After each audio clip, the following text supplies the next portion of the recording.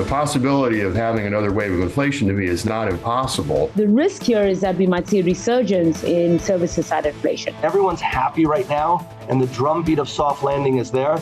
But as soon as you get some bumpiness, the market will pull back a little bit. The Fed, I think, would even accelerate the 3 cuts that they're talking about if they perceived any weakness. I'm very convinced that the Powell Fed will do what it takes. This is Bloomberg Surveillance with Tom Keene, Jonathan Ferro, and Lisa Abramowicz.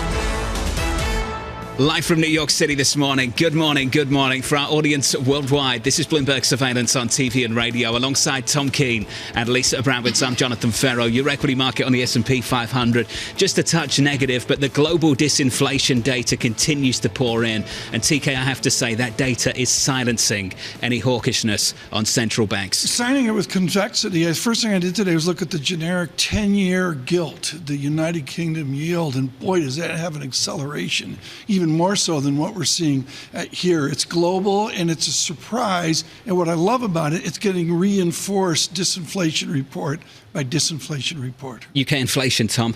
TK, 3.9%. Wow. Big downside surprise. Surprise. Lisa, we've been talking about it. Any pushback from central banks, only as credible as the data behind it. If you're putting your hand up on the Bank of England right now saying, let's hike again, that gets a little bit difficult to believe when you see data like this morning. Which is the reason why people are now pricing in, I think, 145 basis points of rate cuts by the Bank of England next year. This coming from the Bank of England, who had a very different tone, at least verbally, from the Federal Reserve. Here's the question that I had when I'm looking at this data. Core CPI rose 5.1%. Yes, it's below the expected 5.6%. Yes, it's not 9%, but it's not 2%. So at what point is disinflation enough for these officials to really start cutting rates aggressively? And that, I think, is the question that a lot of people are struggling with. And pushing against this on the zeitgeist is what's not coming in is wage inflation. And I would say setting up into December, setting up to that December jobs report early in January, if we make it to the new year, will be it's 50-50 right now, I'd say.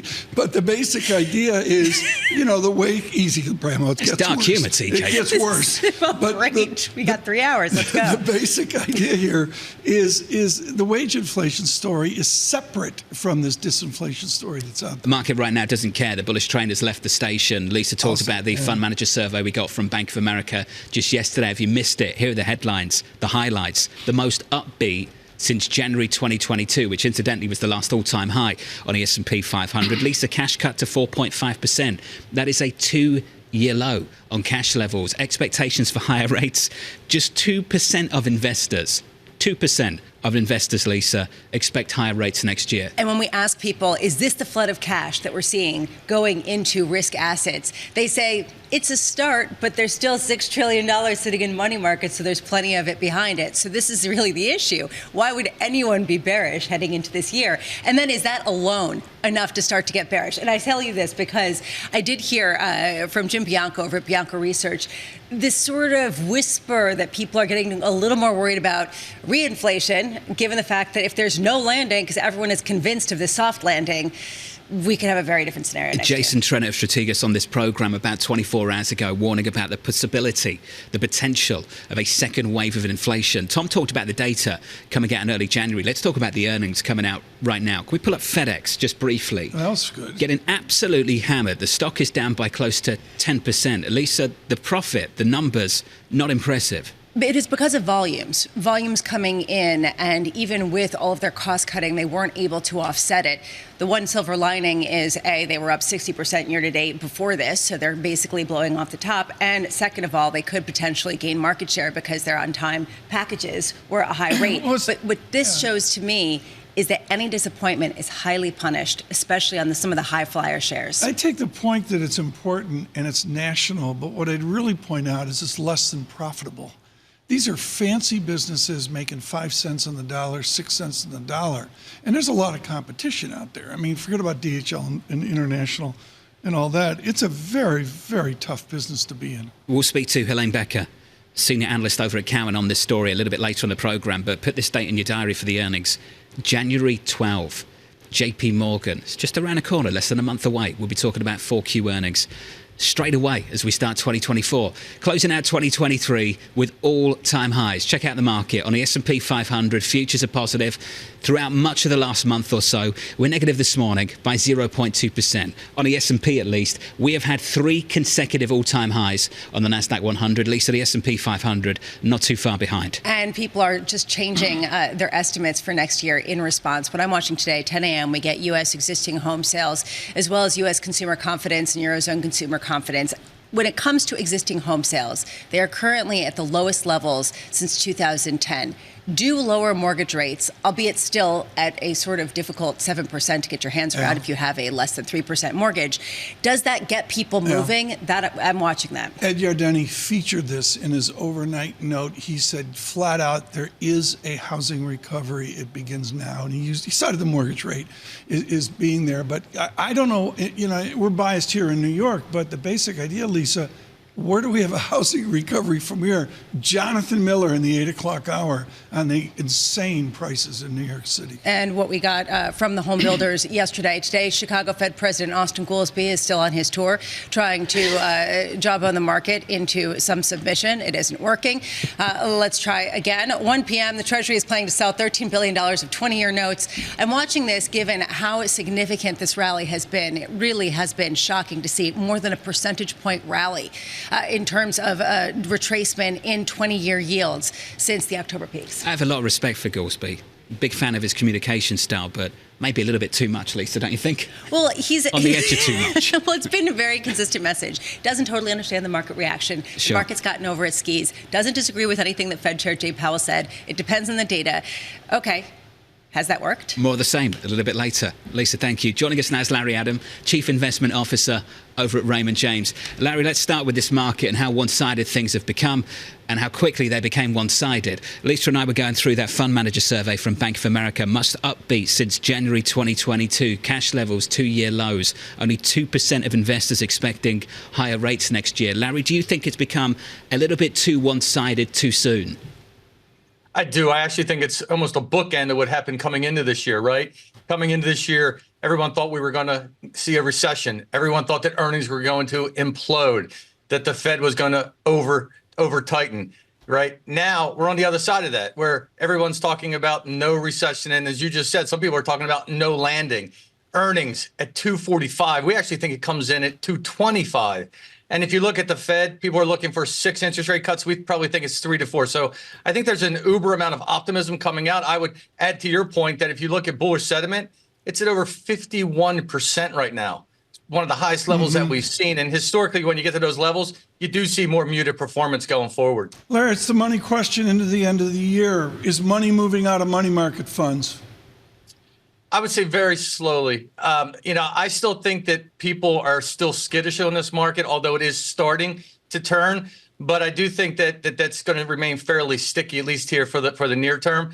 I think if you get some volatility that I expect, at least over the next couple of months, I think it's going to take a while to get that money being redeployed into the market, especially when it's still getting close to 5%. So everyone who we talk to says that they expect January to be a little bit rocky and some bumps along the way. And all of those bumps are buying opportunities. Do you agree? I do think that it will be a buying opportunity. We have a target for next year at 48.50. That's less than 5% from where we are today. So I do think it will be. But I do think that the year will be much more volatile than what we saw this year. I think one of the biggest things leading to that volatility will be the fact that I think earnings will be much weaker than what the consensus is looking for. And yes, everyone's, positive that economic growth is slowing, but that's going to have an impact on earnings. And I think you're going to see that, and you're seeing it, as you guys mentioned earlier, with FedEx. If you miss earnings or your guidance isn't as robust as what people believe, then you're going to see volatility. This is especially true for some of the names that have had the biggest gains so far, which raises the specter of the Magnificent Seven, because they've really held the key to a lot of the gains that we've seen this year, some 75% of all returns for the S&P in terms of their total return. How much do you see this as sort of the nexus of the disappointments that could drive the volatility?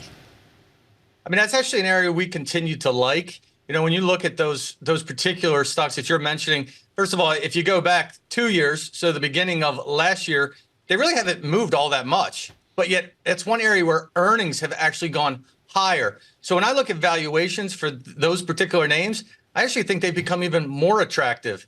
And when I go into a year next year where I think growth is going to be at a premium, I think those tech-related stocks will continue to deliver. And I actually think you'll continue to see them do well. So, Larry, let's build on that and talk about the other side. What's happened briefly over the last couple of months, just broader participation. Yesterday, energy starting to take part again, top of the pile on the S&P 500. What do you make of the more cyclical sectors that have been rallying over the last couple of months going into year end and looking ahead to 2024? Well, actually, if we do like some of the cyclicals. I do like industrials. Energy is one of my biggest contrarian calls. A lot of people have turned negative on that particular sector. And we actually believe that oil prices will probably move higher towards $85 by the end of next year. If that's the case, that's actually going to be a good tailwind for that particular sector of the market. The other area that I think cyclically could benefit is small caps. Valuations are discounted. We think we have a mild recession. And what I mean by mild, it'll be the mildest recession ever experienced here by the U.S. But as we start to come out of that, you'll start to see small caps rally. They tend to do better when the Fed is cutting rates. So I'm looking for that area to outperform next year as well. Larry, you've got the huge advantage with Raymond James of being in the real America. And I've got a 5% GDP. I've got a run rate well over 2.5% right now, according to Atlanta GDP Now. You mentioned recession, and it's been the wrong call of the year. In the Raymond James world, do you see a recession developing, nurturing, expanding? We do see a mild recession occurring during the second and third quarter of next year. I think it was premature to call for one this year because there was still a lot of excess savings.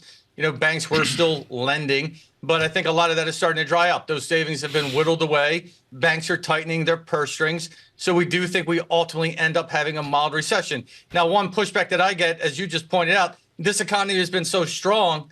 How can we go into a recession? And my point is that this economy can pivot very quickly. In fact, if you go back to the last 12 recessions, you'd see that the quarter before the recession, GDP growth averaged about 2.6%. The first quarter of the recession, it turns around and it's actually down 3.5%. So you're talking about a delta of 6% in that 1 quarter time period. So it can happen pretty quickly. Hey, Larry, appreciate it. Thank you, sir, for the update. Larry Adam there of Raymond James. And Larry, thank you for your support through 2023. We'll continue this conversation in just a moment with Francis Donald of Manulife. We'll catch up with Francis in about 15 minutes' time. Amy Wu Silverman of RBC coming up at 7 a.m. Eastern time, so don't miss that conversation. We need to talk about politics. We'll do that with Tina Fordham in about 5 minutes. TK, how about this for a quote from President Biden? Here it is right here. Every head of state I've come into contact with has said, you've got to win. You've got to win. It's less about me, unfortunately, I think, than about the other guy. If we lose everything. How about this for timing? Those comments from the President of the United States, moments before the release of a Colorado Supreme Court decision that disqualified Donald Trump, TK, from the state's presidential primary ballot. Greg Stohr at Bloomberg, just definitive on this. And first of all, it was a 4-3 vote. It was a very, very tight vote, just plain and simple. But far more, and I think we don't understand what the Supreme Court does, and this is precisely what they do, is, and Lisa, frankly, this is your world, not mine, but the answer is they look at states usurping, states taking too much power, state courts getting it wrong. That goes right back to Marshall. All I know is that the Supreme Court is going to really define the contours of this presidential election. They're going to decide whether or not some of the court cases that that former President Trump is dealing with are going to make it into the political sphere. And they've got to make those decisions pretty soon at a time of incredible dissent. And he's using this as fundraising at this point. Yeah, big time. Aren't both candidates? Yeah. I mean, basically, this is, right. It's like legal issues. We can raise money. Totally. The conversation continues. Tina Fordham just around the corner from New York City this morning. Equity futures pulling back just a touch. We're down 0.2% on the S&P 500. From New York, good morning.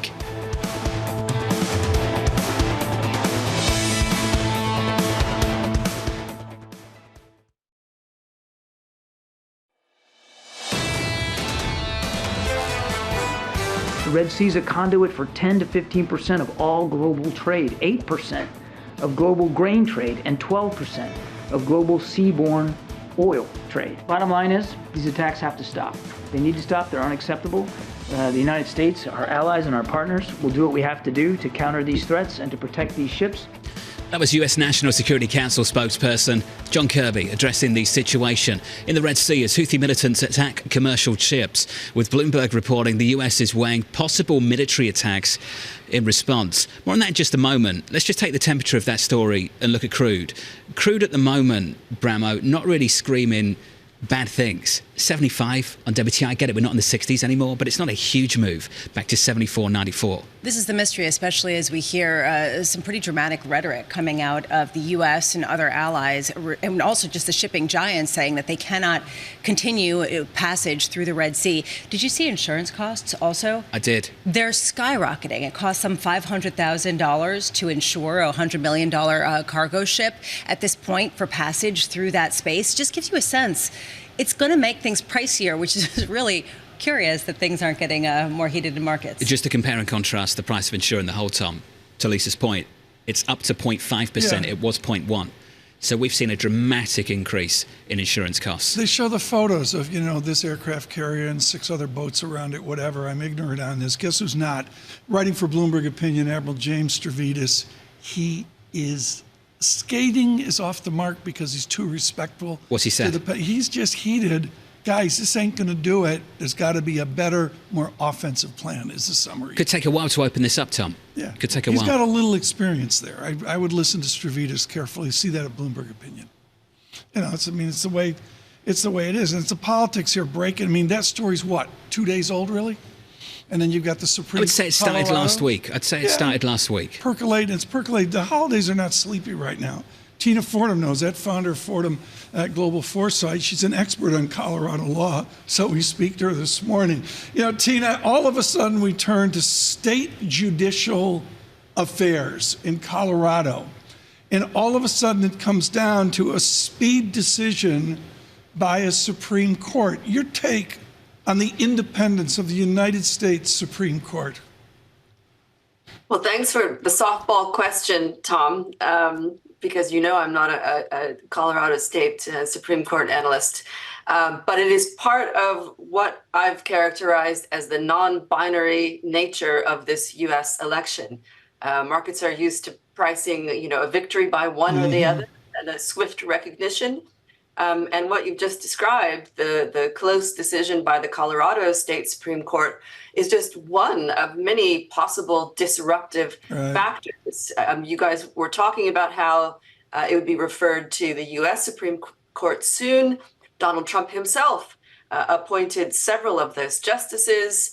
That's one layer of this decision-making process. But another one is the fact that the public trust, U.S. public trust in the Supreme Court, has plummeted from it being one of the most trusted institutions in America to one of the least trusted institutions in America. So how does that bode for recognition of a final decision in this U.S. 2024 election? Let's take it over to Fordham Global Foresight, which is just real simple here.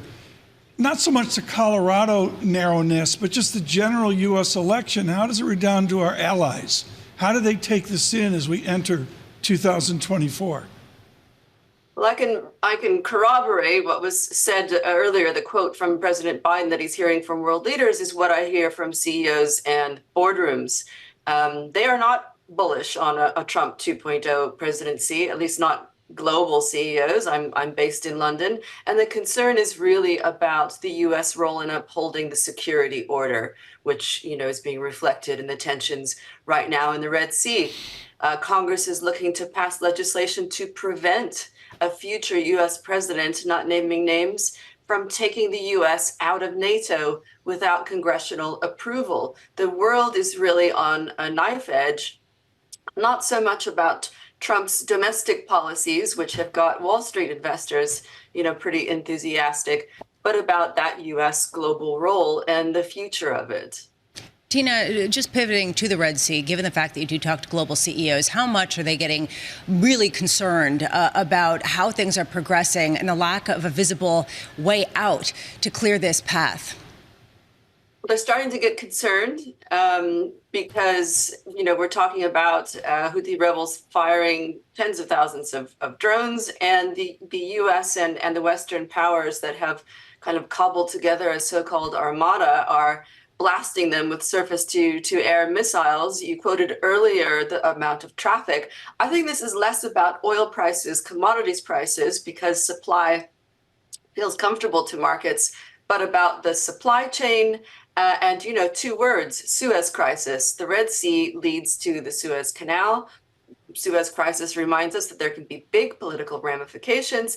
And what about China? Thinking about Taiwan, looking at how the U.S. is now not only caught up with Ukraine, but in the Med, with 5 carriers stationed there under attack by Yemeni, Iran-backed Houthi rebels.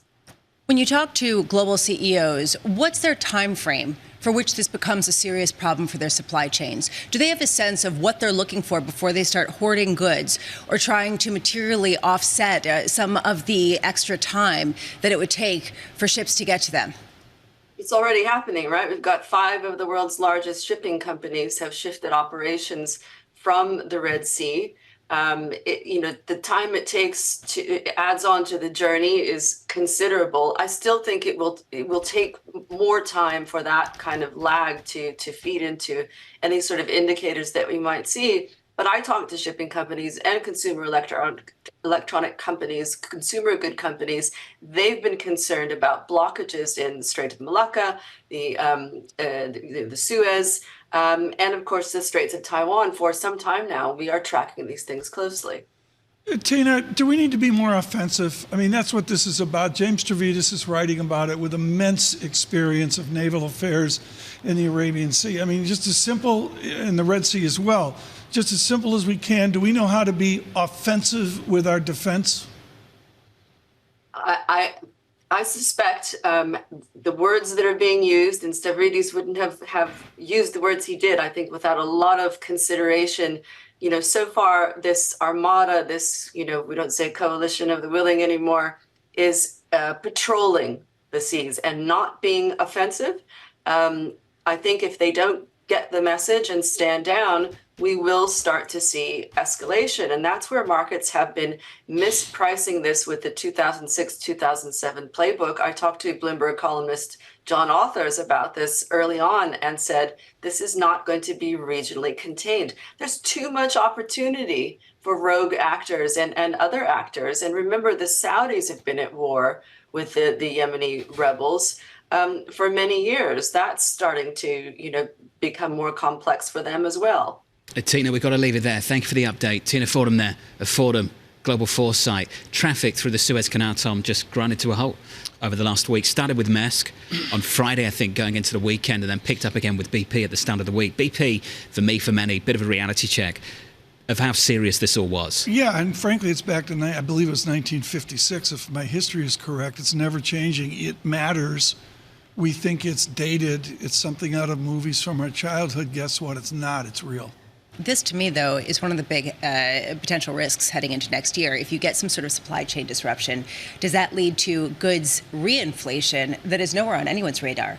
And I'm not saying that this is going to necessarily cause a complete rethink of disinflation, but I do wonder how much lower oil prices is part of the disinflation narrative. It's just that no one's really talking about it. We had warnings about this from Torsten Stock of Apollo, Tom. Andrew Hollenhorst of Citi as well, talking about the same thing, that may be just reigniting some goods inflation all over again. Yeah, I see that percolating out there. I don't know which way to go on goods and services other than right now the disinflationistas reign supreme, I guess is how I'd put it. And as I mentioned earlier, the one thing I see in the zeitgeist is people are sobered with good charts of wage non-disinflation. I mean, the fact is, it's there, and maybe we all see it anecdotally in our day-to-day. We'll continue the conversation with Francis Donald and Manulife in just a moment. If you're just joining us, welcome to the programme. Here are the scores on the S&P 500. Equities on the S&P pulling back by 0.2%, but stocks better than good over the last couple of months. 3 consecutive days of all-time highs on the Nasdaq 100. The S&P 500 not too far behind. From New York, this is Bloomberg.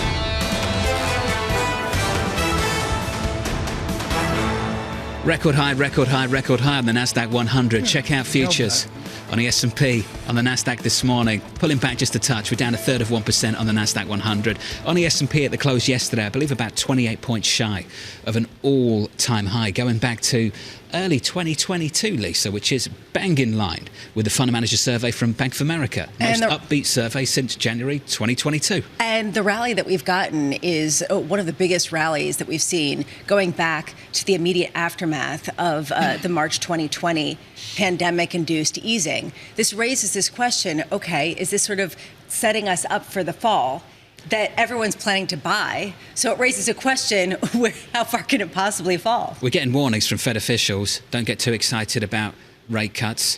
Check out the bond market. 2-year opens up Monday, 444. Closes yesterday, 444. Yields drop again 6 basis points down to 438. Now keep going back to this. Any pushback is only as credible as the data behind it. So take the Bank of England, for instance. The Bank of England starts pushing back, higher for longer, all that good stuff. And then UK CPI happens, big downside surprise. And all of a sudden you can ignore the hawks and listen to the doves. That's the UK this morning. I think some of that rally in the gilt market, Tom, spilling over to what we're seeing at Treasuries early on. Totally agree. First thing I looked at today was the technical structure of the 10-year real yield and the nominal U.S. 10-year still an act of God. Did you take the technical trends of those bond yields and then you say, bring them over to the equity market, you say, OMG, when is this going to end? And the answer is those are extremely well-contained trends, well-behaved trends. Frankly, I think you're going to hear from Austin Goolsbee today on this. So decent rally in the global bond market, particularly in the UK, that spills over to foreign exchange in a way that you might expect off the back of that CPI data. Cable gaps lower, Lisa. That's a weaker pound, 126.55. We're negative 0.6%. This makes sense just if you look at the rate hiking or the rate easing cycle. Maybe the UK might cut rates by 145 basis points. The Bank of England, according to market expectations. Of course, you have to think at a certain point, if the disinflation is good for the economy, when do we get beyond just the race to see who cuts rates faster and what's actually better for the economy? Let's just enjoy the race for now. Going into year end. So Who goes first? Who goes first? Fun. Let's get to some top stories. Under surveillance this morning, an unprecedented ruling in the Colorado Supreme Court finding Donald Trump ineligible to serve as president because of his actions inciting the 2021 attack on the U.S. Capitol. The ruling bars Trump from the state's primary ballot ahead of next year's election. Trump's campaign already announcing it will appeal the decision. Lisa sending this case to the U.S. Supreme Court. And line it up with the other things that the U.S. Supreme Court is dealing with relating to Trump and some of his legal cases. Essentially, the U.S. Supreme Court is going to set the contours for how much the legal battles enter into the former president's campaign. Here's my question. This is just going to ignite an incredible rush of cash into the Trump campaign, as well as potentially Biden is hoping into the Biden campaign. Is anyone taking this seriously? Are these legal issues becoming campaign points? I think to that really good question is, as I mentioned earlier, this is the wheelhouse of the Supreme Court when states overreach, and that will be the arch debate that we see. I'm speaking as an amateur. Noah Feldman of Bloomberg, folks, Bloomberg opinion on legal is world class. I can't wait to see. I think the first 24 hours is really interesting here. Just in the short term, what the other candidates do in the Republican primary. So Vivek Ramaswamy is already pushing back against this decision, saying that he'd pull out of Colorado effectively. And Lisa putting pressure on Haley, on DeSantis, on Christie to announce the same thing. It's going to be interesting to see how those candidates respond in the coming days. Especially as you have seen a little bit more pushback after the comment that Donald Trump said about immigrants poisoning the bloodstream of the United States. There's a real question here whether they're going to push back to part or whether they're going to actually go with the others. And this is not where my expertise is, but I would say this is going to be exceptionally narrow debate. It's going to be on states overreaching and all the other stuff they're going to ignore. So this is the domestic situation. Let's talk about the international backdrop. The US and its allies weighing possible military strikes against Houthi rebels as attacks on commercial ships in the Red Sea continue. Bloomberg reporting the US still wants diplomacy to work, but has begun planning possible actions to hit the militant group at its source in Yemen. The National Security Council spokesman, John Kirby, saying he wouldn't, quote, telegraph any punches, Lisa, one way or the other. How many proxy wars with Iran can we possibly have? I mean, essentially, that's what this comes down to. Here's another. Yeah, well, this is the issue, and this is probably one of the biggest obstacles for why the U.S. doesn't want to take aggressive action. But if you do have shipping lines that are actually delayed, and for a prolonged period of time, well, then what justification can they use not to go at and be offensive? That's the latest on the international front. Here's the latest on the Fed speak. Lisa, excited about this. Fed officials continuing to push back on rate cut speculation. Chicago Fed President Austin Goolsbee telling Fox the market is getting ahead of itself when it comes to rate cuts, while Atlanta's Raphael Bostic expecting 2 rate cuts in the second half of next year, but saying there's not been, quote, an active discussion on it. I'm thinking inflation is going to come down relatively slowly in the next 6 months, which means that there's not going to be urgency for us to start to pull off of our restrictive stance. So this is the last week or so. We're kind of talking about it, followed by someone who said we aren't talking about it, and Tom, then there's no active discussion on it. I hope that clears it all up for you at home. TK, does that clear it up for you? Oh, they're guessing and gaming just like everybody else. These people are massively exposed, and what are they waiting for? I think they're waiting to see a crack in wage inflation, and they're not going to see that for 2.5 weeks. There's a shift, and it's the focus on the labour market, and I think we heard that from Mary Daly in the Wall Street Journal. Yeah, I just think that there's been a seismic shift here. Like, why is the equity market move? It's simple. The vector was up, and now the vector's down in yields, period.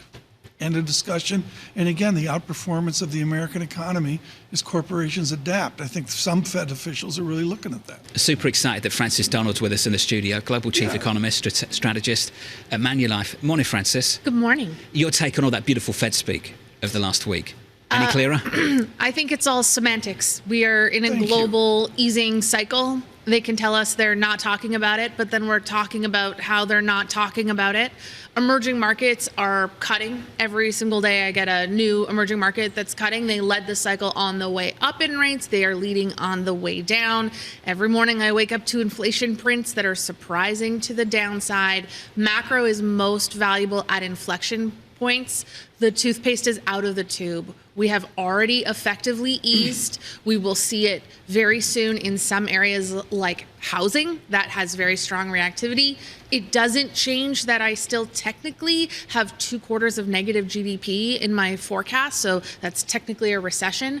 But if we do get this earlier easing via financial markets, it will help us come out faster, and it will reduce the odds of financial accidents, which has been a concern for some economists on the street. With Apple at 30 times forward earnings, on present earnings, 32 times PE multiple, they need to make earnings, they need to make revenues, which means they need to live within decent nominal GDP. Are we going to see enough nominal GDP to keep the earnings and revenue boat going? I don't know where it's going to come from, Tom. It's not coming from CapEx, which is declining sharply. There's not a lot of fiscal room. We talk about the U.S. soft landing, hard landing. That's only a U.S. conversation, because anywhere else I go in the world, we're not discussing soft landing or hard landing because we're already in hard landing. Germany is most probably in a recession. A whole range of DMs are already in recession. Asia is slowing very prominently. So we don't have the global impulse that comes through, and the consumer is declining and slow. We don't need the consumer to be in a recession for the U.S. economy to be in a recession.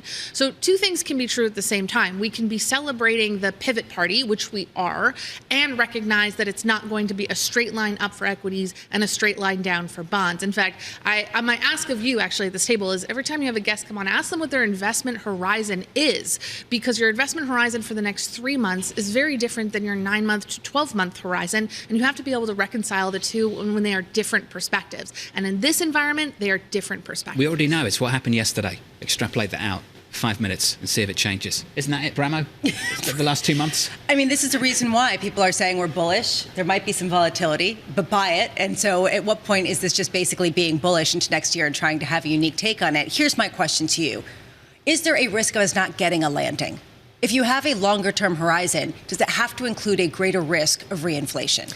You know, if you have a 5 to 10 year horizon, which a lot of sticky institutional money does, they are not asking me, do you have a recession call? They want to know what the 5 to 10 year inflation outlook is. They want to know where interest rates are going to be. They want to know, are central banks going to be changing inflation targets? Because if so, then our relationship between inflation and interest rate changes, and that changes our long-term asset allocation models. So no, there are certain investors who do not care about recession risk for 2024, and that's important. They are asking large larger, more important questions about the framework with which our financial markets change. And that's why I think the Powell pivot is so critical and interesting to this large, sticky money, because it basically said this concept of, you know what, we need 2% inflation in order to cut. We need to see the evidence. We're focused on services, X rents, all of this discussion around financial conditions. Now, I've heard you over the past few days question, what was it that led to the pivot? That question to me is far more important than how many rate cuts do we have next year, or is it 1 quarter or 2 quarters of negative GDP? So let's go to the labour market and talk about some of the forces underpinning maybe this pivot. There's a belief on the street from a lot of people, I think led by Neil Datta earlier on this year, that this labour market is no longer a reason to be hawkish. What America has benefited from is this supply-side-led rebalancing in the labour market, increased participation. Do you see reason to believe that continues into next year? Is that something we're taking for granted? Yeah, any sort of leading indicator you have of the job market right now is going to tell you that things are deteriorating and going in the wrong direction. Now, markets are second derivative creatures. They're going to care more about the rise in the unemployment rate than how far it necessarily goes up until a breaking point. So the unemployment rate is going to rise. It takes 2 years for the first Fed rate hike to impact the labor market. That's Q1. The mistake in calling for that to happen last year was thinking that that lag would be shorter because the Fed moved faster. But until we get through the next 3 to 6 months, we won't be able to say that the relationship between rates and the labor market is truly broken, because we haven't even passed the first starting post of when that's going to impact things. So I can't throw out the argument that the labor market interest rate conversation is totally different than it has been in the past, because we're not even there yet. So what do you watch to see if wage disinflation begins? Well, real-time data, probably. We need surveys. We need to be keeping a close eye on that. But maybe, Tom, we also need to be asking, how much is it going to matter to the inflation story? We went from 9% down to 3% and change on inflation, largely off of the disinflation from supply chain dynamics. Are we allowed to say that that was transitory yet? Like, is my head going to be on a stick for that Would you like to? I'll just float it. I'm going to throw up the balloon and see what kind of pushback I get on Twitter.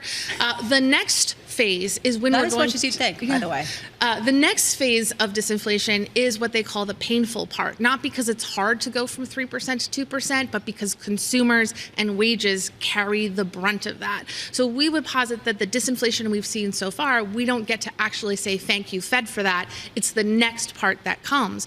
And so what I want to know is this wage inflation story, how critical is it to actually the inflation that we're monitoring? And what inflation does the Fed need to see? Is it just a headline number or core number around 2, or does it matter where it's coming from? Because my sense is we got told a lot in the past year. It mattered where it was coming from. I think it just matters that we're closer to target. I'm so pleased that you brought some of these issues up, because I think they're so important. Lisa, just how much of the disinflation that we've seen so far is actually off the back of the Federal Reserve tightening of the last 18 months? You speak to people like Francis, the answer is not much of it. When you talk to a lot of economists, they've been using the T word all along. They just are being a little bit louder about it and basically saying maybe the Fed was right and it was transitory. And that's the reason why the Fed's getting nervous, because if the Fed's actual rate hikes start to kick in, then it starts to become something else in a downward cycle. That said, the jury's still out and services sector inflation is still going up. So this is a huge question mark, not to mention we still have supply chain issues. Recycling the T word, shameless. Just shameless. Yeah, are you talking to me? Francis Donald, head on a stake. Francis, thank you. You're one of the best. Appreciate it. Fantastic. Francis Donald there of Manulife. TK, on what we can look forward to next year, or maybe not. Well, it's going to be about the data. We got to get the data for December. The CPI, unemployment's coming in here, and then we got more inflation data. And I think the Fed is no different than we are. They're facing the shock. I mean, we talk drawdown. Drawdowns from the peak of the market all the way down. The draw up right now, Standard & Poor's flat on a weekly chart, Dow up 3%, NASDAQ up 2%. No moment in 2023 did I think that was possible. Not Do you want some one price single action, breath. Tom? Some bigger moves. FedEx is down by more than 12%. Coming up next on this program, Helene Becker of TD Cowen reacting to those disappointing results from FedEx overnight.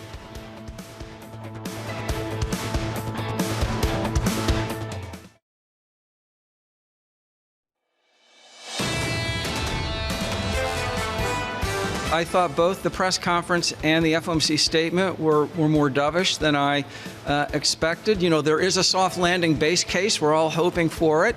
And I think the markets are really focused on that. I think the delicate challenge, and we've discussed this on the show in the past, is a tug of war between their guidance and market pricing. As the markets think mission accomplished and rate cuts, 6 cuts are coming in next year, that will ease conditions. That makes it less likely that inflation comes down. So it's a tricky point right now for the Fed. The brilliant former Fed Vice Chair Richard Clouder in a fantastic exchange with Lisa just yesterday on that disconnect between what the Fed is trying to guide you towards and what this market is pricing. Let's talk about this market right now. Pulling back by 0.2% on the S&P 500, muted price action this morning, maybe with the exception of what's happening in the bond market.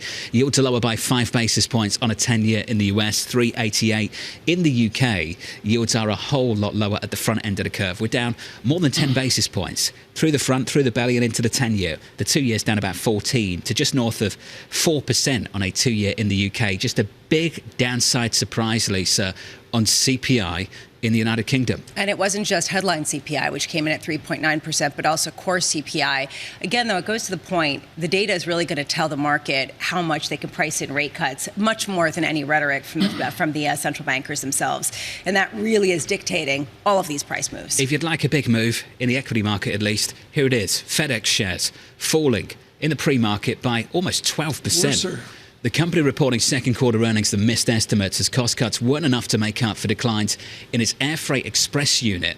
The CEO speaking on the earnings call saying this: there's more work to do at Express, where we are structurally redesigning our network for speed and density, but we continue to make progress. Those words, Tom, not enough to offset this move early on. Cutthroat, really difficult business to say. The lead's Helene Becker with an outperform at Cowen. She joins us right now here to look at this important American company. Helene, I look at this and I look at the misses, I look at the share price, and I just see a lousy business. 10-year total return, 7.3% per year. That's before today's drawdown. Helene Becker, is there just too much competition here for anybody to make legitimate profit? I don't think it's so much as too much competition. I think it's more that shippers are trading down. Tom, FedEx and UPS raise rates somewhere between 5 and 7% every January. And at some point, you have to ask the question, do I really need to get my package there first thing in the morning? Can it get there in the afternoon? And to the extent the answer is yes, you see people trading down from express to ground. Right. And that's the future. I mean, this is real. I got like 8 questions here. We'll go right where you went. Is next day dead because we don't want to pay for it? I don't think it's dead specifically, but I don't think it's growing anymore. And FedEx also has a big issue with the U.S. Postal Service contract, which actually expires next October 1st, at the end of the current government fiscal year. And with that contract, they're losing money because, again, they're flying in express during the day, a day sort, and the Postal Service only wants an overnight ground sort. So unless the Postal Service is willing to renegotiate that contract at higher price points, we see FedEx walking away from that, which will provide additional headwinds into fiscal 25. I'm always for FedEx. Helene, I always love looking at FedEx and UPS and some of the broad-based shippers, in part because it can be a macro read on the economy. Is this disappointing earnings report at all a sense of whether people are really souring on ordering as much stuff, or whether people are paring back and having more discretion because of tighter budgets? Yes, in a word. Lisa, you and I have talked in the past year about how many people are traveling, and we're expecting near record travelers this holiday season. But yes, I think there's been this huge shift away from online ordering to in-person as well, because I think brick and mortar stores are also encouraging people to come into the store and spend rather than ordering online. So you're seeing that shift happen, but you're seeing it away from goods, as we have most of the past year, to services. Well, and this is the reason why you're the perfect person to talk to about this, because the CEO of FedEx said that the weak economic backdrop was part of the reason for the decline, and said that there had been significant demand disruption in the way he explained some of the decline in sales. How much are you starting to see this in the services side of what you cover, in the airlines, in the travel sectors? Yeah, it's been really interesting. As you know, over the summer, we saw a dip down in airline traffic, and especially domestically, and we saw the domestic-focused airlines lose money. Into the fourth quarter, frankly, Thanksgiving was better than I thought it was going to be. More people traveled. We were forecasting about 27 million people would travel over a 12-day period, and actually 29 million people traveled. So that was a little better than I expected. And then heading into December, the numbers have come off a little bit. Maybe people are just waiting till later because Christmas is Monday versus middle of the week day. And so you're seeing people getting ready to travel rather than traveling. You know, I just looked at my price here. John and I are always looking at business class to Paris. It's under $3,000, which is absolutely absurd. Premium economy is $1,300 round trip to Paris, which I find just stunning. When do they take our capacity? When do these people start saying, we want to go to the Pacific with 47 flights, but it isn't going to work? When does that happen?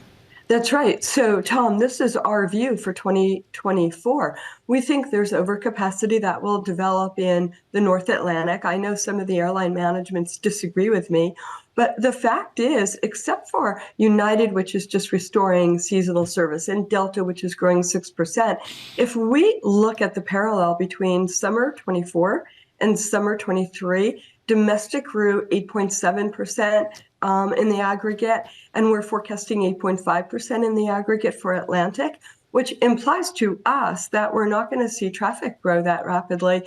And we are expecting, to your point, that shift to the Pacific. The airfares, you mentioned, down to $3,000.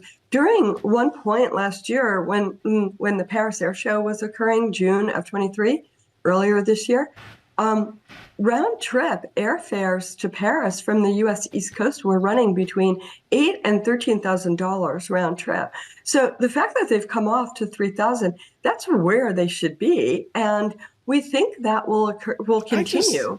I mean, guys, Paris this weekend, the three of us, it'd be great. Oh, TK, so romantic. TK and I go on a romantic trip to Paris, and he looks at business class tickets for himself and puts me in premium economy. Is that how it works, TK? Coach, I've ever shared with you the Matt Miller story. I've ever told you the Matt Miller story. No. The Matt Miller story is amazing, okay? Flies to Berlin. True story. Flies to Berlin. 2 seats in business class. One for him, the other for his dog. Puts his wife in coach.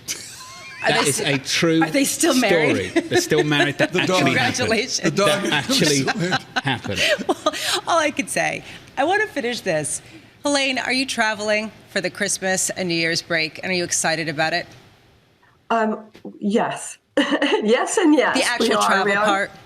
We are traveling. I'm a little fearful because we have a 3-hour connection to get from where we're flying to where we want to go. So I'm a little concerned that we're going to miss our connection, but whatever.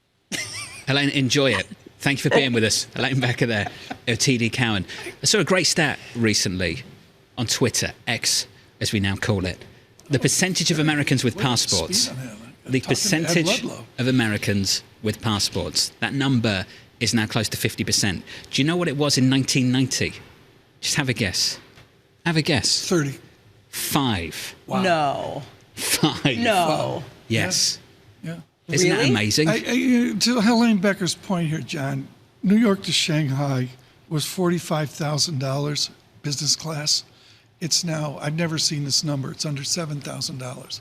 That's how much that's plummeted. But what I'm talking about here, Tom, is why international travel is so much more busy now than it used to be. Do you go to Paris or do you go Americans to are LA? traveling far more.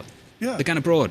Yeah. Going to international destinations. Yeah. It's not just Mexico, Canada, Hawaii sometimes. You know, they fly into like Edinburgh or Manchester and go sit in some hut out in the middle of nowhere in England.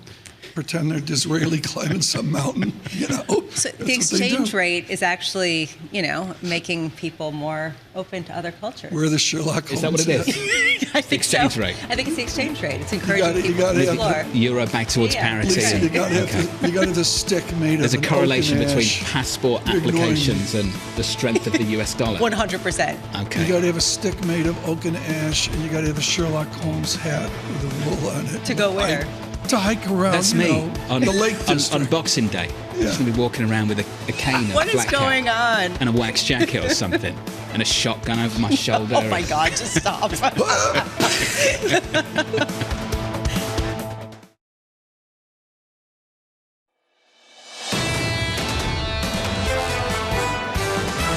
The possibility of having another wave of inflation to me is not impossible. The risk here is that we might see a resurgence in services side inflation. Everyone's happy right now, and the drumbeat of soft landing is there.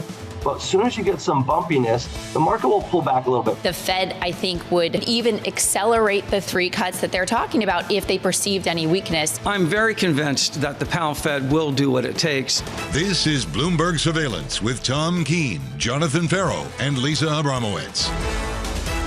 Live from New York City this morning. Good morning for our audience worldwide. This is Bloomberg Surveillance on TV and radio alongside Tom Keene and Lisa Abramowicz. I'm Jonathan Ferro. The band back together for the last day this year. Your equity market on the S&P 500 pulling back by 0.2% on the S&P. What a run we've seen over the last 2 months. On the NASDAQ, 3 consecutive days of all-time highs, and the S&P 500, Tom, not too far behind. Oh, it's a surge in the market, and it's there. And, of course, the big bet here under heated debate this morning is what is all that cash going to do? I would look at the marginal cash. I wouldn't look at $5.5 or $6 trillion. I'd say what part of that is marginal that needs to find a comfort place? The optimists, and I think of the Ardeni note overnight, are saying people just have to catch up. There is a window dressing going on now to beat the band. Is that about what's going to happen or what's happened already? Both. 2 months. We see some big moves, both in equities and in bonds as well. I want to return back to the fund manager survey from B of A. Lisa, all that cash. What cash? Cash levels in that survey at 2-year lows. And they fell to 4.5%.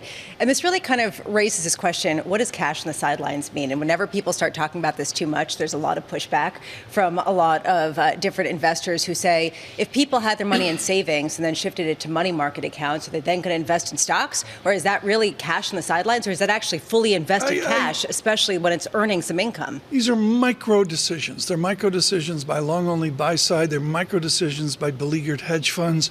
Our next guest coming up is expert on options with, say, a 4-to-1 blended leverage. These are all micro decisions away from grand themes we can spout. And the micro decision right now is disinflation. I got to get on board. That's all there is to it. Most people are on board. Tom, we talk about the train leaving the station. It left at the end of October. Get on board if you're not on board already. Michael Hartnett saying everyone's on board over at Bank of America. Highest stock overweight since February 22. The highest bond overweight in 15 years. So, Lisa, overweight stocks, overweight bonds, investors rotating to banks, to the Eurozone, to small caps. Literally everything. This is turbocharged 60-40 and then some. And so at what point is this a head fake? At what point is this something that the Fed's changed the paradigm? I mean, Francis Donald just basically said, what was it that caused them to have such a dramatic shift in stance? Really highlighting how that is going to dictate what the parameters are for them to continue easing and to actually encourage this kind of exuberance because they want a soft landing that bad. We've been discussing the selective hearing in the global bond market, in equities as well, over the last month or so, seemingly ignoring the hawks and embracing the doves with a nice warm hug. The story is, Tom, for me, and I want to keep going back to it because I think it's critical, it's not just that we're ignoring the hawks for no reason. It's not that. It's that the hawkish message is only as credible as the data that's coming in. And the data that's coming in, and it can change, sure, but the data that's come in over the last month or so screams global disinflation. And you see that again this morning in the UK. It's on the financial side, but I'd also look on the real economy side. We mentioned it earlier, third quarter, 5%-ish. Now we're modeling 2%, I'm not going to say 3%.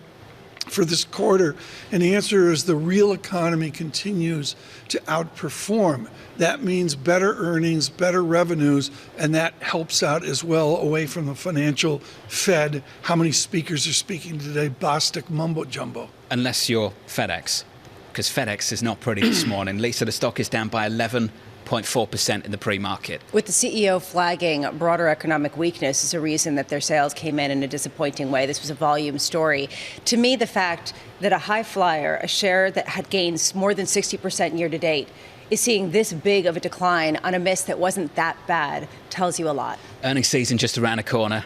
Pencil in January 12th, JP Morgan numbers coming up in early 2024. Let's get to the scores. Equities pulling back by 0.2% on the S&P 500. A rally in the bond market in the UK spills over to the Treasury market, Lisa, down 5 basis points, 388.45 on a 10-year. At 10 a.m., I think this is actually incredibly important. We get U.S. existing home sales, and this comes after the surprise to the upside with home builders yesterday, at a time when existing home sales have fallen to the lowest volumes going back to 2010. Does the decline in mortgage rates reignite enthusiasm in the housing market in a way that starts to pique people's interest about whether the Fed is kind of taking its foot off the brake here in terms of economic activity in a material way? Today, Chicago Fed President Austin Goolsbee is planning to speak. His message has been very clear. Markets are getting ahead of themselves. We're not doing this right now, blah, blah, blah. However, I will just say it's getting harder for him to really even put that pushback in, because we are hearing from other Fed officials, including Richmond Fed President Tom Barkin yesterday, who just confirmed if you're going to assume that inflation comes down nicely, of course we would respond appropriately. And at 1 p.m., the Treasury is selling $13 billion of 20-year notes. Is that bid going to be sustained after such a big rally? I love what you say, John, which is basically people didn't like it when the yield was 5.3%, but they'll love it when the yield is 4.2%. So how much do they flood back? It's just the psychology of markets. You get to 5, you're scared it's going to go to 6, so you want to wait. Gets to 4, then you start to worry it might drop to 3, so you want to buy. Tom, that's just the psychology of markets every single time. The heart of this is FOMO back, fear of missing out. Big time. Back with a vengeance. You're back for the auction. That's what I was told by your producer. Yeah, I came just for back. the auction. Actually, You're doing live coverage of that auction later on. Yeah, special programming. Special team coverage here of the. Is it the last auction of the year? Please say yes. I'm not sure. Last top one of the 20-year, Tom, maybe. This is your last chance. Who buys a 20-year piece? I mean, it's so. Well, that's a good question, because, Lisa, there's not much liquidity in it, is there? And that's the reason why people are watching it. There you go. TK, there's your wrap. It's a smart question, Tom. Well said. Amy Silverman, Head of Derivative Strategy at RBC Capital Markets, joins us now. Amy, let's do the bond stuff. Let's talk about stocks. A big question for us this morning is just how one-sided this market has become and how quickly it's become one-sided. You've got a great read into that. How one-sided is this market now, Amy? It's pretty one-sided, John. You know, when we look at the option sentiment, it's essentially saying the same thing. You're getting these dynamics we like to look at called spot up, vol up. So, you know, as shares rally, you actually see volatility bid on the upside because folks actually still do feel that FOMO. They're still bidding up calls, which is interesting because I think from a positioning perspective, you know, a lot of people have already jumped in the pool, but when you kind of look more nuanced, they're getting into areas which is essentially saying the market breadth is going to widen. You see that in the IWM proxy, small mid caps. This is where we're starting to see that options FOMO. Amy, there's a place in Sheldon Natenberg, the Bible of options, where you get halfway through the book and your head is spinning with Greek letters, like Vega, Theta, Sam Rowe, and the rest. Okay, I get it. There's a lot of Greek letters. Does your world... Is it cohesive now? Does it send signals, or is it a jumble given these seismic moves we've seen? Yeah, Tom, that's a great question. It's probably the one that keeps me up at night because the technical factors in our market are quite real. You know, one thing we've written about a lot is volatility suppression. You see this come in cycles in our market where, you know, because of the way the market has traded, folks are really into getting yield enhancement, getting equity income. So there's a lot of overwriting in the market. It's suppressing volatility. You know, we all know that technically. The question is, you know, does the party stop? I think most folks think it doesn't stop. But of course, equity strategists like myself remember 2008, 2018, March of 2020. And that's always been the question of whether those dynamics start to break. Well, do you think that there's sort of a serious risk factor being built up because, as you say, the market is so one-sided?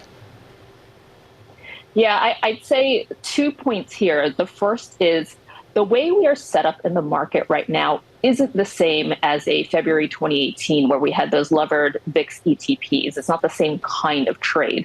I think what could be interesting next year, and this is part of our volatility 2024 outlook, is that, if we really believe there's substantially more upside in the market, that is all it could take, in the sense that why do you want to cap your yield if you believe there's substantial upside to the market? However, if you go with Wall Street strategist targets, which is sort of saying another 10% only, then those trades do still make sense. I think that's the question as we head into 2024. I just want to squeeze in one final question, I think an important one about how you think about the world. Amy, there's a belief off the back of the moves we've seen over the last month or so that maybe we're just going back to the pre-pandemic market conditions for the economy as well. 2% inflation, 2% GDP, very low interest rates, stable inflation. Amy, you believe that perhaps we stick around in a higher volatility regime. At least that's what we've heard from you over the last year or so. Do you still believe that, Amy, going into next year? And what drives that new regime relative to what we used to see pre-pandemic? Yeah, it's so interesting. I think one is the fact that, look, we're still not going to get rates to zero. Rates are likely to be cut next year, but the actual rates regime is going to be higher than pre-2020, where we looked at a stretch of over a decade of zero rates. So I think that's one. And then two, historically, when you look at the kind of political purview, election years tend to be higher volatility. We just got the Colorado ruling this morning. I think this is going to turn out to be an extremely interesting situation. And then three, I think the market has been very complacent in pricing geopolitical risks. I guess I don't blame the market in the sense that, look what happened with Russia, Ukraine from a volatility perspective. But I do think there are still ongoing geopolitical concerns that have not been addressed. Tails are extremely weak in our market at historic lows. The question if any of these unknown unknowns change heading into next year. Amy, thanks for the update. Appreciate it. And enjoy the Christmas period. Amy Silverman there of RBC Capital Markets. TK, on this high volatility regime, I also want to talk about the politics as well. We all know the calendar. We know what's on the horizon. Yeah. Lisa, I think for a lot of market participants, they just don't know what to do with any of it. How do you trade this? I mean, we don't even understand what the risks are going to be. Is it going to be a deficit concern? Is it going to be a geopolitics concern? Is it going to be just in terms of political uncertainty concern? Is that a problem when gridlock is usually embraced by Wall Street? Is it a problem? I don't know. I mean, these are the questions that I'm asking because I don't know how someone would trade this. Everyone just knows it's going to have volatility and it's going to have impact. We just don't know what it is. So then you just buy stocks, I guess. It's that simple, bottom line. It's just but that's what's worked over the last couple of months. Next year is going to be fascinating, Tom, and could be massively volatile, given what Amy's just said. And given what we're seeing, Tom, to see the latest overnight in Colorado, a Supreme Court come out there and disqualify Trump from the state's presidential primary ballot, it's just a huge development for this country. It's a time for a huge respect for experts on this because those of us like me that are not experts are just flat out stumped. What I would say, John, is 2024, does it have the debris of the pandemic? And that's the question I don't know. Because I would suggest a lot of the angst of 2023, the getting it wrong, was a pandemic follow-on. Do we still have that here? And I think that's the arch mystery. I've mentioned this before. My other arch mystery is China. I think China's just the wild card. Without a doubt. If you are just joining us, your equity market is negative by 0.2%. Not much moves here right now, no drama. But I want to talk about China. This story coming out of NBC, Tom, the Chinese President Xi Jinping bluntly told President Joe Biden during their recent summit in San Francisco that Beijing will reunify Taiwan with mainland China. But the timing has not yet been decided, according to 3 current and former U.S. officials. That is a remarkable story coming out of NBC this morning. It is, and again, it goes to the tensions that are out there. And there are, again, I'm going to go back to micro-tensions, microcosm of little decisions. And for example, in the eastern South China Sea, on a daily basis, the Philippines Navy is bunching up against the Chinese Navy, to keep it very simplistically. And there are these little micro events wrapped around this maximum event of Taiwan. This just sort of to reiterate how we can't understand exactly how to price some of the foreign policy risk. Xi told Biden in a group meeting attended by a dozen American and Chinese officials, this according to the report, that China's preference is to take Taiwan peacefully, not by force. So this raises a question. Is this a warning sign to the United States, or is this a willingness to wait until this is something where people can get on board. It's quite a story. More on that developing story out of NBC News in just a moment. Jim Karen and Morgan Stanley Investment Management in the next hour. Your equity market negative 0.2% on the S&P 500. Live from New York. Good morning.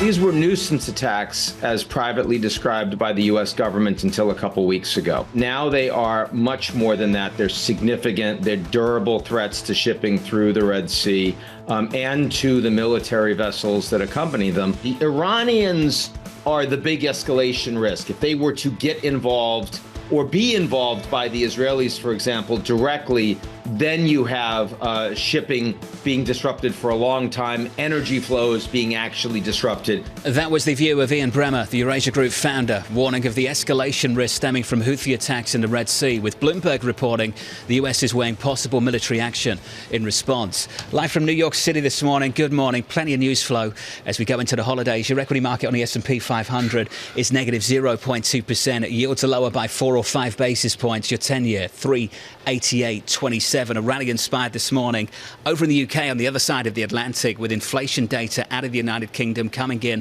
much lower than anticipated, sparking a rally in the UK, which spills over to the Treasury market as well. That's the price action. Allow me to get you up to speed on the latest news. A developing story coming out of NBC. The lead paragraph in their story this morning: Chinese President Xi Jinping bluntly telling President Joe Biden during their recent summit in San Francisco that Beijing will reunify Taiwan with mainland China, but the timing has not yet been decided. Tom, this according to 3 current and former U.S. officials. Certainly drives forward the conversation. You can take it back to Speaker Pelosi's visit there, which was controversial to say the least. But that's the narrow here, the last 1 and 2 years narrow. Take it across, John, 10 years. Or 20 years or 50 years. And the path here, there's a deep-seated linkage here between the United States and Taiwan. It's centered on verbiage. When is it going to be more than a verbal soiree? The timing undecided, method, the preference is peaceful. I understand all of that. But Tom, we have to talk about where we are at currently. The backdrop for the international scene at the moment, Tom, is incredibly fragile. We've got a war in Ukraine, got a war between Israel and Hamas. A lot of people would argue we've got 2 proxy wars for the United States, right. One against Russia, another against Iran. And now that story drops from NBC. These are the kind of things that people are very, very concerned about. Very concerned about. Expansion, and the way America responds to those 2 wars, Tom, in Ukraine specifically, could set the tone for what develops here over in Taiwan. And the shift here is also from TPP all the way over to where the United States is setting up 4 bases across the Philippines, north to south here, to reaffirm a Pacific Rim placement. I mean, that's a fact. That's going on right now as we speak. Ultimately, this comes down to the question, how much bandwidth does the U.S. have, and how much desire does the U.S. have to get involved in international conflicts that they think might strategically benefit them? And I think that goes to the question of what happens in Ukraine, the proxy war with Russia, what happens with Israel and Gaza, as well as with the Houthi militants. And that goes to the question of Iran. And here we have more warnings that are similar to old warnings, but at a time of increasing aggression by Chinese authorities. Terrific news flow from China to Colorado. Joining us now, Peggy Collins, our Bloomberg Washington bureau chief. Her head is spinning as our heads are spinning. And what does she do? She turns to our experts, including on China. Enda Curran is in our Washington News Bureau. How would Enda respond to this idea of a new relationship with China over Taiwan? Well, I think Enda, Tom, would say it's going to affect the global economy. And one of the things that we'll have to watch out for is tech stocks in particular, because they are the ones that are really counting on Taiwan and these semiconductor chips. We've seen the Biden administration make a lot of moves over this past year to try to bring a lot of that manufacturing of semiconductor chips home. But we are still very dependent on China for that and for our, things like everyday people use, which is the iPhone. How much do you see a sort of waning of the desire on behalf of Congress to really take action on the international front? And I say this as we put into perspective the lack of a bill getting passed for additional Ukraine aid, questions around whether Israel aid is going to be conditional, and also whether there's going to be aggression, actual offensive aggression against the Houthi militants. Is there just a reluctance on the part of Congress members to engage?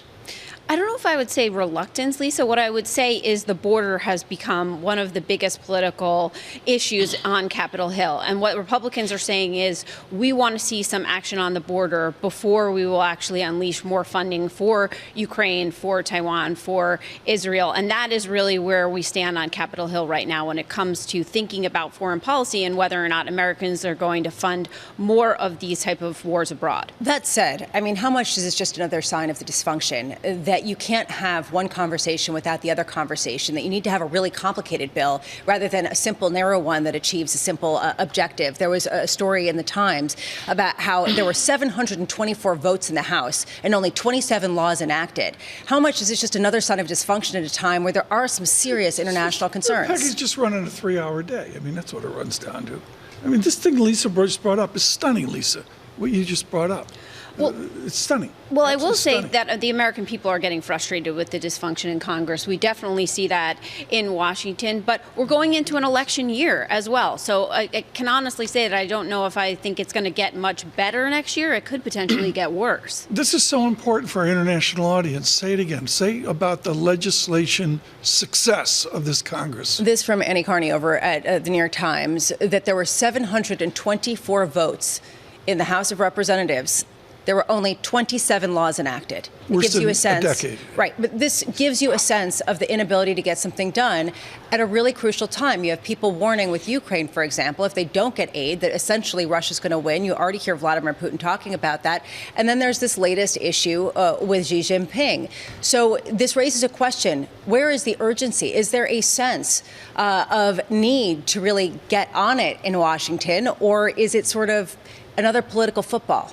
Well, I think to Jonathan's point, there is a growing sense of urgency in Washington about all of these fires that are popping up around the world and what that could mean for the U.S. economy and U.S. democracy. But I think the other thing we have to think about is, is the stalemate in Washington something that actually, in some ways, investors like, right? In terms of if Washington's not going to do anything, they can plan in some ways. So I think sometimes certainty around nothing getting done can actually be helpful for investors. Completely unfair question. You and I adore the work of Greg Storr, Harvard Law, reporting on the Supreme Court this morning. I'm going Marshallian narrow here, and that this will be incredibly narrow Colorado decision over the overreach of state judiciary. Is that where Greg Storr is and our team in Washington?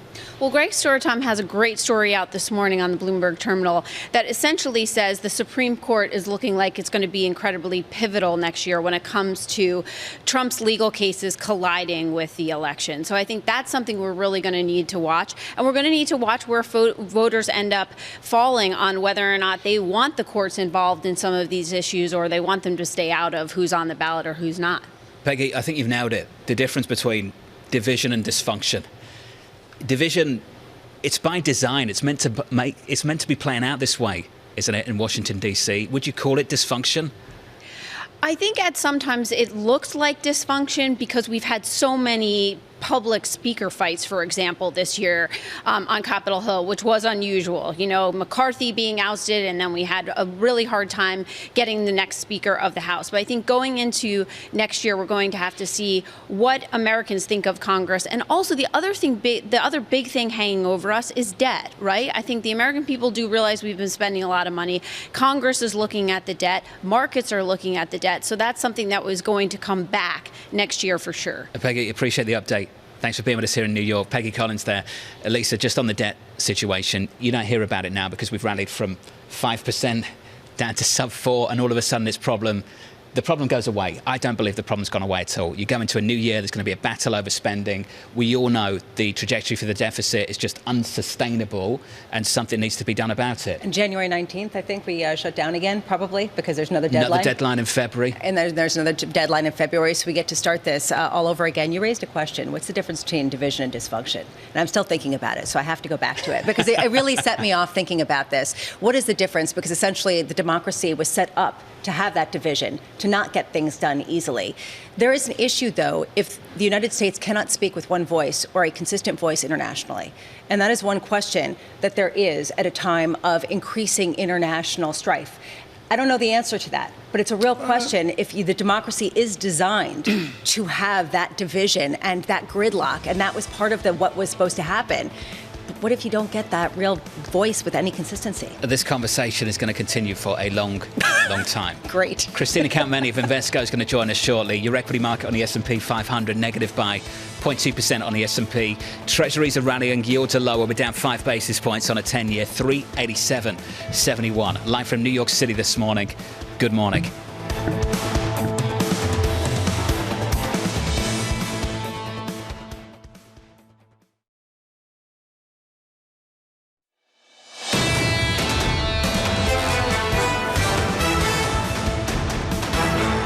Stocks are pulling back here by 0.2% on the S&P 500. No drama whatsoever after the tremendous gains we've seen in the equity market over the last couple of months. We're down 0.2% on the S&P, coming down 0.2% on the Nasdaq 100. Record high on the Nasdaq 100. The S&P 500 not too far behind, but I think you hear headlines like that, Lisa. You get carried away with the idea it's all tech. It's not. Starting to see the participation broaden, even reaching energy stocks so far this week. And to me, this is sort of these stories since the end of October is the broadening out, the rally in the small caps, this idea that breadth can continue to broaden, giving a sense that this has some momentum. And then we've seen the head fake again and again, right? How many times have people lean into small caps before? And get burned? Yeah. I've seen that play out in Europe every single time, but I have to say, record high on the DAX, record high on the CAC 40 in the last week, right? Even with some pretty impressive disappointing numbers. The bond market participating too. We are calling it an everything rally because it's stocks and bonds. Fixed income looks like this. The rally continues. The 2 years down almost 7 basis points, 437. Thank you, the United Kingdom, for that rally this morning. CPI with a big downside surprise, Tom, a little bit earlier in the UK. The chart there different in what it shows, not to avoid the physics on a Wednesday, but it shows the convexity, the acceleration, the overreach of inflation worries in the United Kingdom really coming in with a vengeance. It's a different vengeance than what we see in the U.S. Pick out that bond market move and push it through foreign exchange, as you might expect. Yeah. The pound against the US dollar, cable just gapping lower off the back of that data. Guess when the data came out, Bramo? 126.54 is where we are in pound sterling. We're negative 0.6%. And this comes as people price out 145 basis points of rate cuts for the Bank of England next year. Again, the question really will become, when is disinflation, yes, giving a reason to cut rates, but maybe not by, 6 times, 5 times, depending on the region? It's not that we are discounting, ignoring what the hawks have got to say.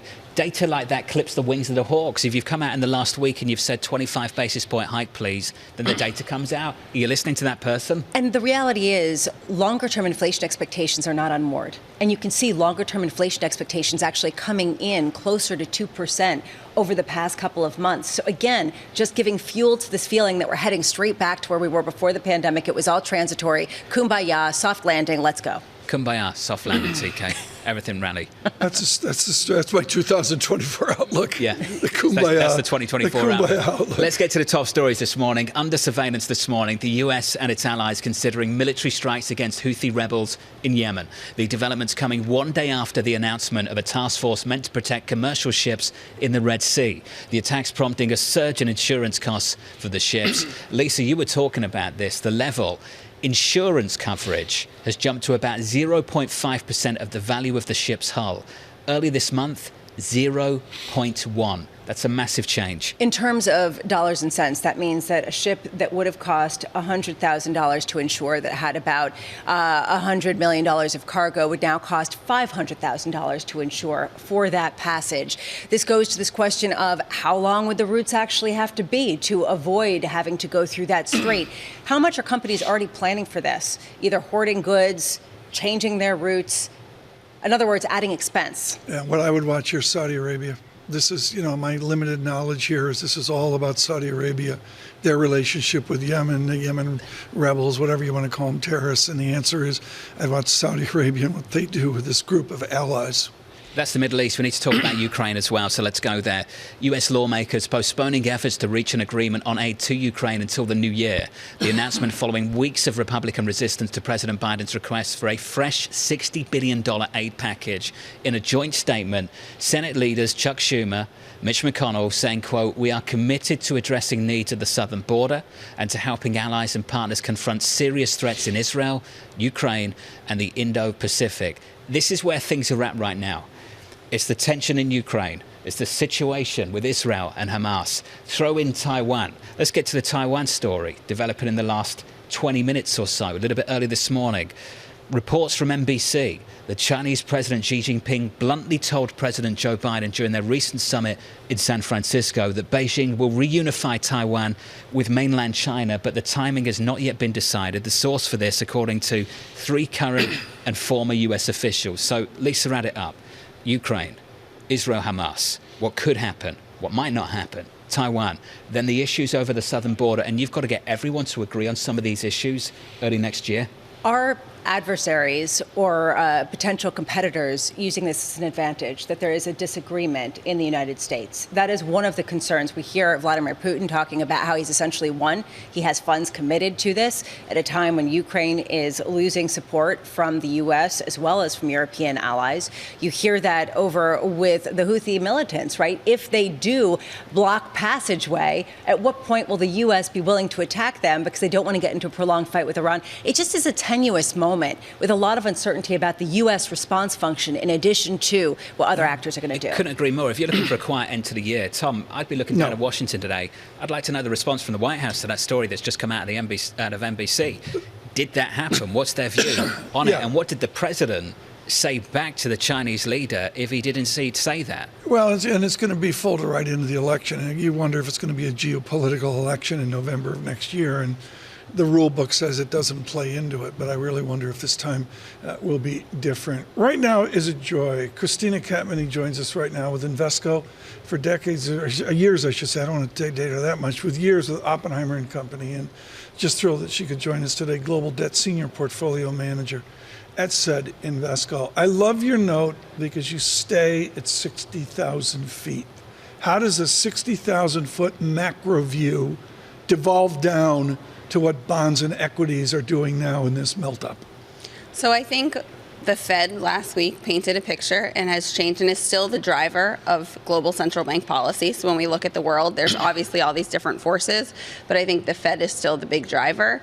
And I think the Fed's message is, look, we're getting a lot closer to a soft landing, and maybe we've done it. So the policy mix that's gotten us there now has to be adjusted to keep us in this soft landing. What's your average duration? Just roughly 7 years, 10 years? I'm just shorter. Shorter, 5 years, 3 years. Okay, whatever. That's not money market fund. No. And the answer is, at Invesco, how is the consensus on money market fund flows into that duration that you have, 5 years, say, or whatever? So look, I think when we look at all of these markets, we're kind of priced for perfection, or even stretching it, as you said, we're pricing 150 basis points for the BOE for the Fed in terms of cuts for next year.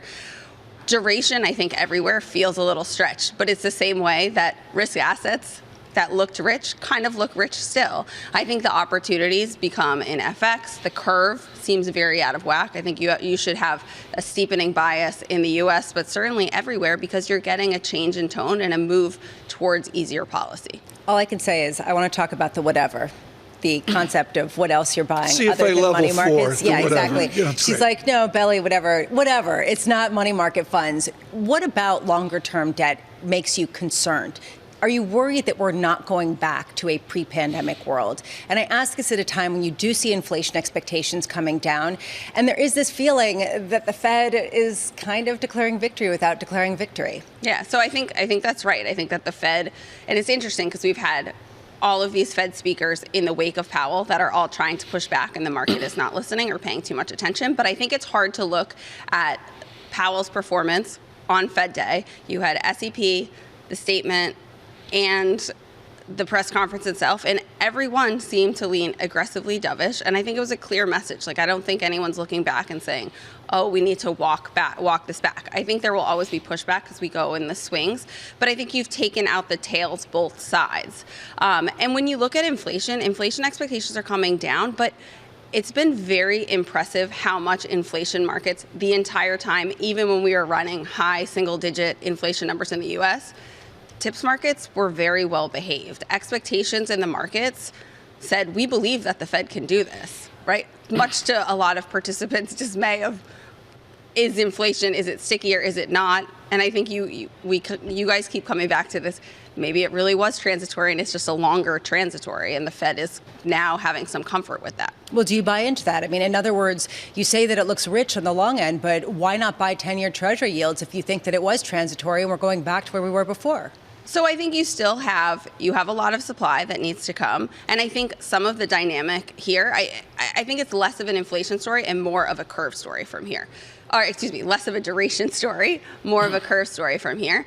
And should the curve probably normalize in both ways, that we should have higher long end rates because you have to price in premium from fiscal and supply. And I think with the Fed taking its foot off the brake sooner, what it tells you is there's the risk that inflation reemerges at some point, because they're saying if inflation has come down, labor market has slowed a bit without massive job losses.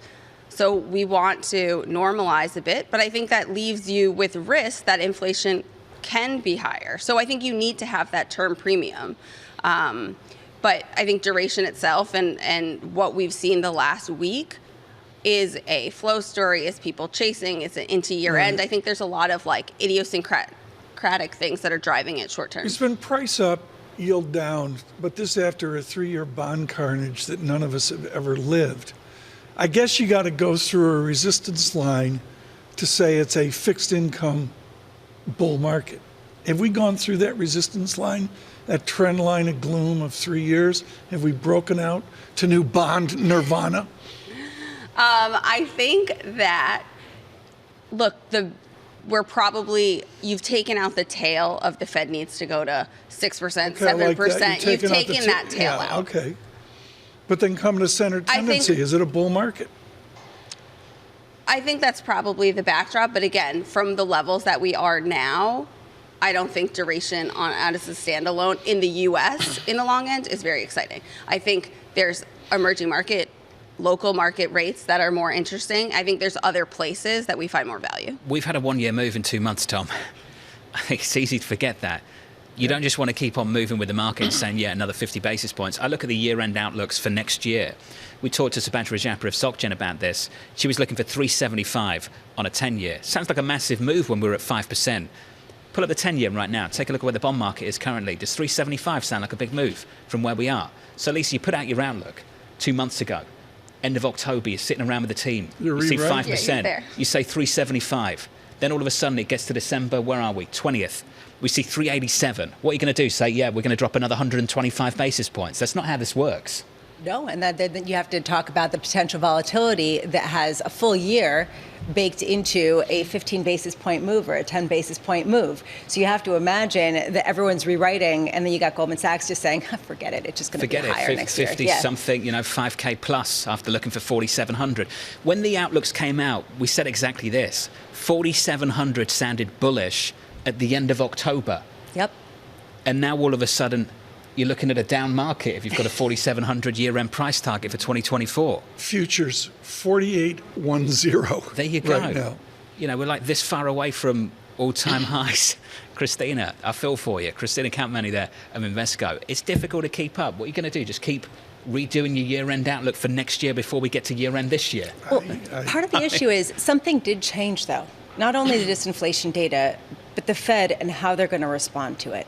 And that change, I think, was material enough for people to shift their outlooks. Mm-hmm. And so then they basically gave a green light to all the bulls out there. So why not get more bullish, right? And then do you have to worry about, the derivative effects of too much bullishness leads to bearishness? But taking notes. I'm with you. I'm with you. Bramble notes. This is kind of, If you're just joining us, equities, by the way, at the moment at least, we're negative by 0.2%. We're just a little softer. We talked about this yesterday. I think it's worth bringing up again.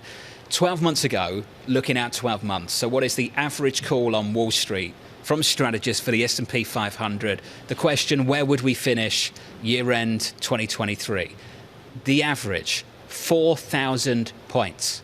4,000. We are 20% above where people thought we would finish, Tom, year-end this year. How much weight should we put on year-end outlooks that were put out at the end of October, early November, when we've seen much of the move over the last 2 months? They help you frame your belief, and you don't pull in their belief. It also gives you a sense of where the balance is. And the idea that Amy Wu Silverman said the potential risk is that things overshoot to the upside way more, and that blows people out of their positioning. We've basically had everyone run from one side of the boat to the other. Like that. Yeah, I like that. That's good. Just like that. Yeah. Just like that. Well said. Thank you. Well said. Tom Porcelli, PGIM Fixed Income, next hour.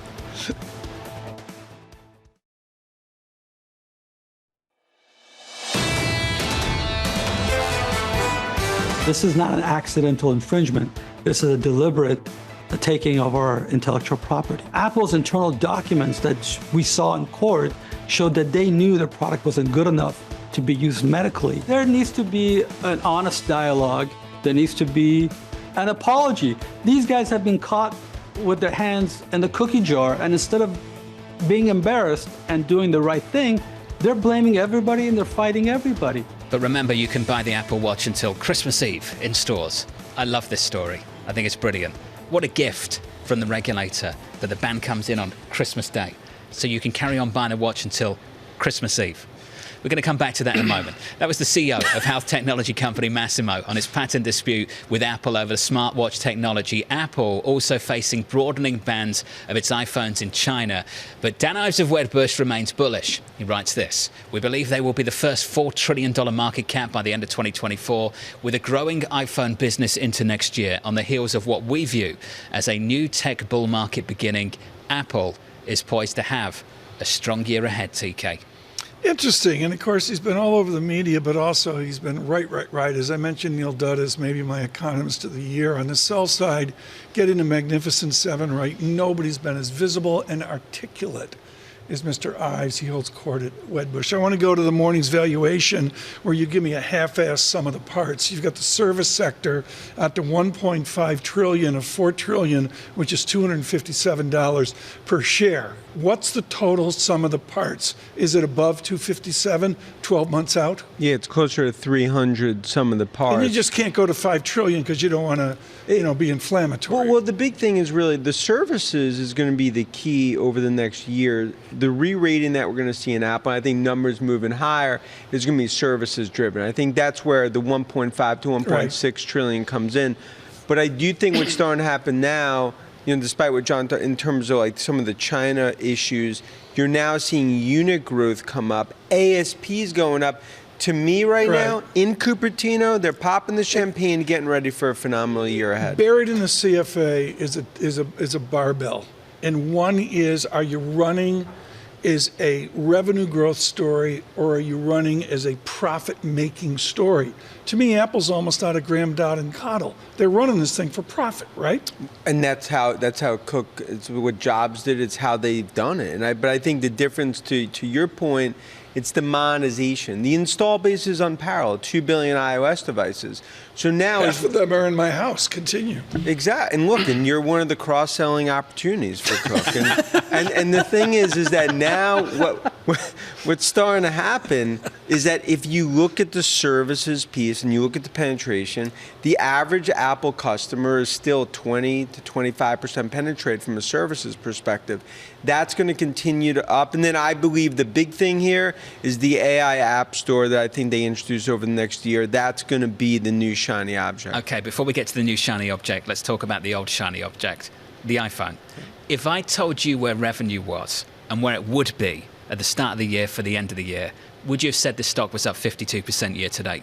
Yeah, so what I'd say is that part has definitely been an upside surprise in terms of where the stock, I think the difference, it rests on the services business and what I believe is the margin story. So even though from a unit perspective, there have been some choppiness over the last quarter or two, if you look at the margins are up. I mean, so they've been able to expand gross margins in this environment, which I know we've talked about a lot of this on the show, but that just shows that they have control over their ecosystem from a chip perspective. That's been a key of the bulls. You think they can go X growth but still retain a growth multiple? I think this past year, they were able to go X growth and get the growth multiple. This next year, the renaissance of growth happens in Cupertino on services back double digits. Unit from an iPhone unit perspective continues to I'll say single digits. And the China story, despite all the worries, despite many yelling fire in a crowded theater, we're going to see China growth. It's not exactly fire in a crowded theater when everyone keeps piling in, but I am wondering if you see growth coming mostly from the United States, or if that's international growth. Where does it come from in a pretty competitive landscape? I think 70% of it's U.S. and Europe. 30% of the growth, the incremental growth, is in China. Because, Lisa, if you look at it today, 100 million iPhones in China have not been upgraded in 3 years.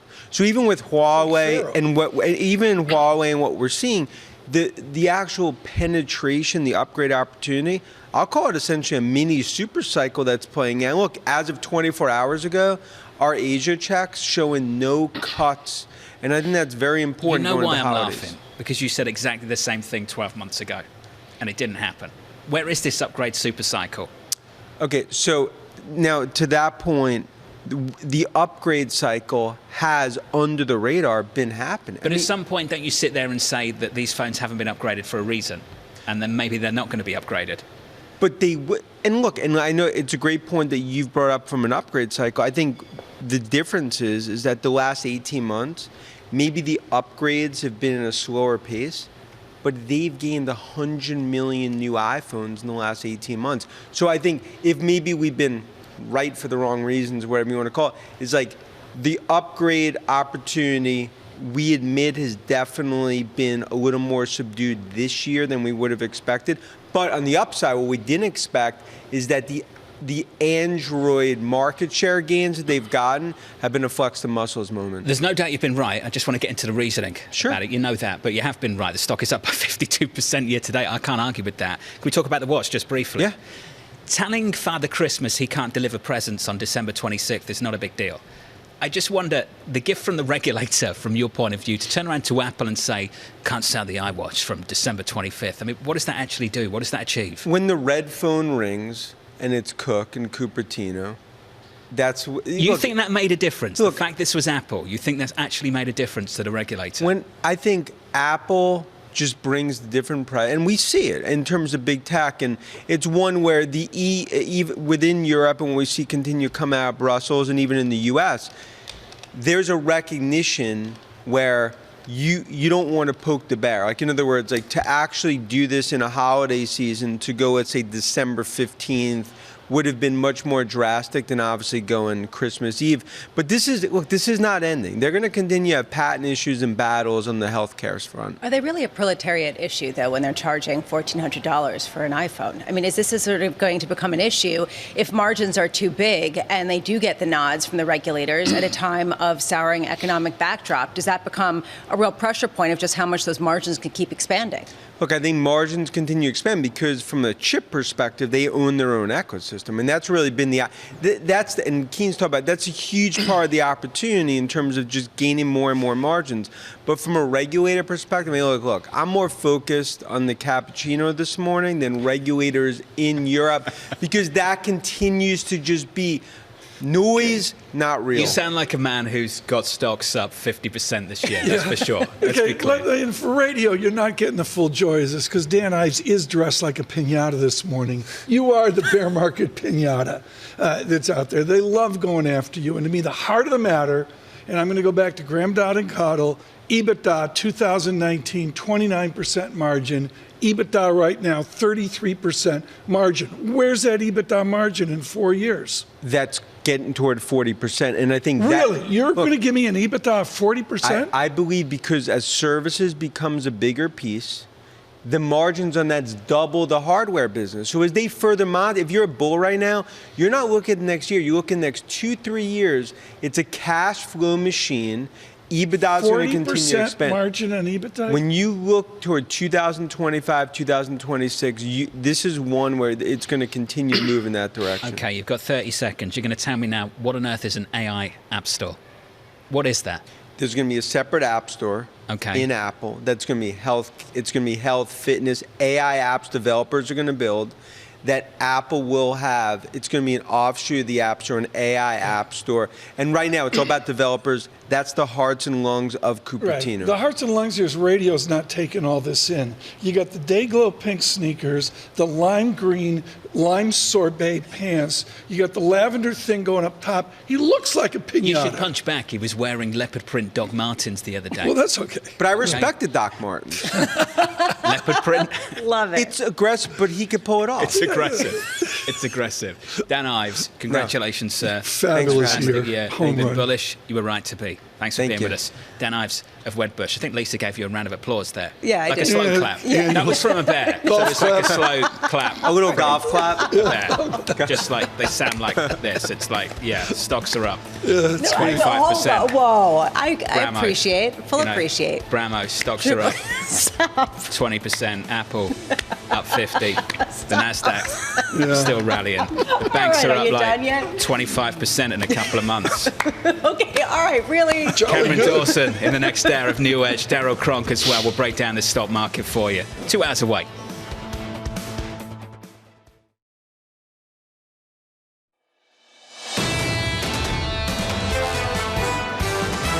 The Fed has told us they're not going to let this economy weaken in any material way. There's a lot of chest thumping now and a lot of spiking the ball. Perhaps you'll see some Fed officials try to walk that back. They're going to have to push back a little bit because it has been an absolutely enormous rally here. The Fed's credibility in the end will rise and fall with delivering price stability. There's a lot of room to go here. We're not out of the woods, and we have a lot of work to do. This is Bloomberg Surveillance with Tom Keene, Jonathan Ferro, and Lisa Abramowicz.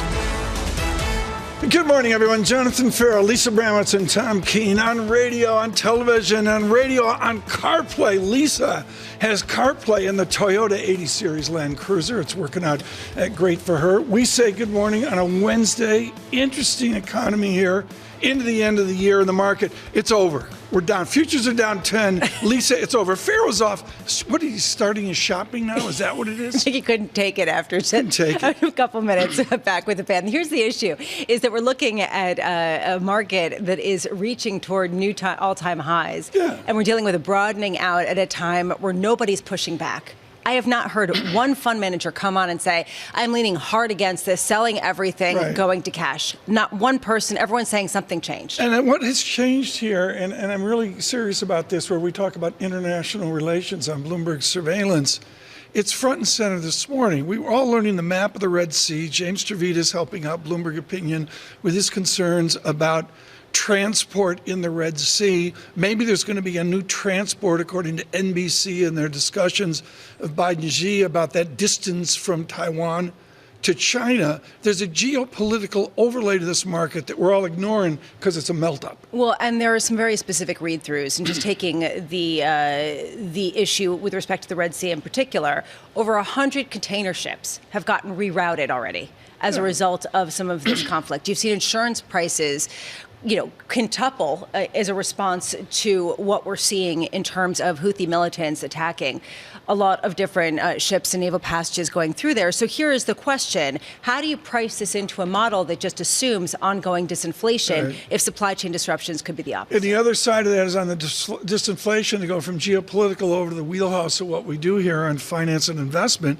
And at least it's real simple. The United Kingdom gave the gift that keeps on giving today was strong disinflation. And that really has given an extra fuel to the bond market. The downside to this, and I will say, we were talking about FedEx earlier. They disappointed. Those shares lower significantly. General Mills, under the radar, your breakfast cereal, if you're eating it right now, they came out and they actually downgraded their full year forecast. And you could see, even though those shares are down 18% already this year, those shares are being punished in pre-market trading, almost 4% down. So at this point, how much of the earnings surprises to the downside, the potential catalyst to some other type of move in markets? We're going to keep this short this morning because we've got a sterling guest for Global Wall Street. Must listen in moments. Jim Caron will join us from Morgan Stanley. Lisa, I look futures at -10, Dow futures -75, a little bit of a pullback, but the VIX under 13.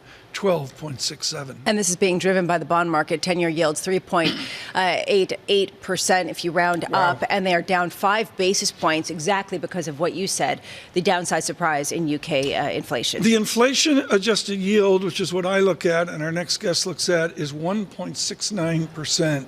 it was at 2, and there was sweat on effect higher to 2.20 or even unimaginably high in this melt up. The inflation adjusted yield, one measurement of our good feeling, has really come down.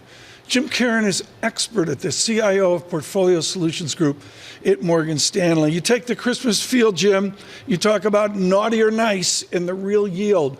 What is a level of the real yield that keeps asset inflation going?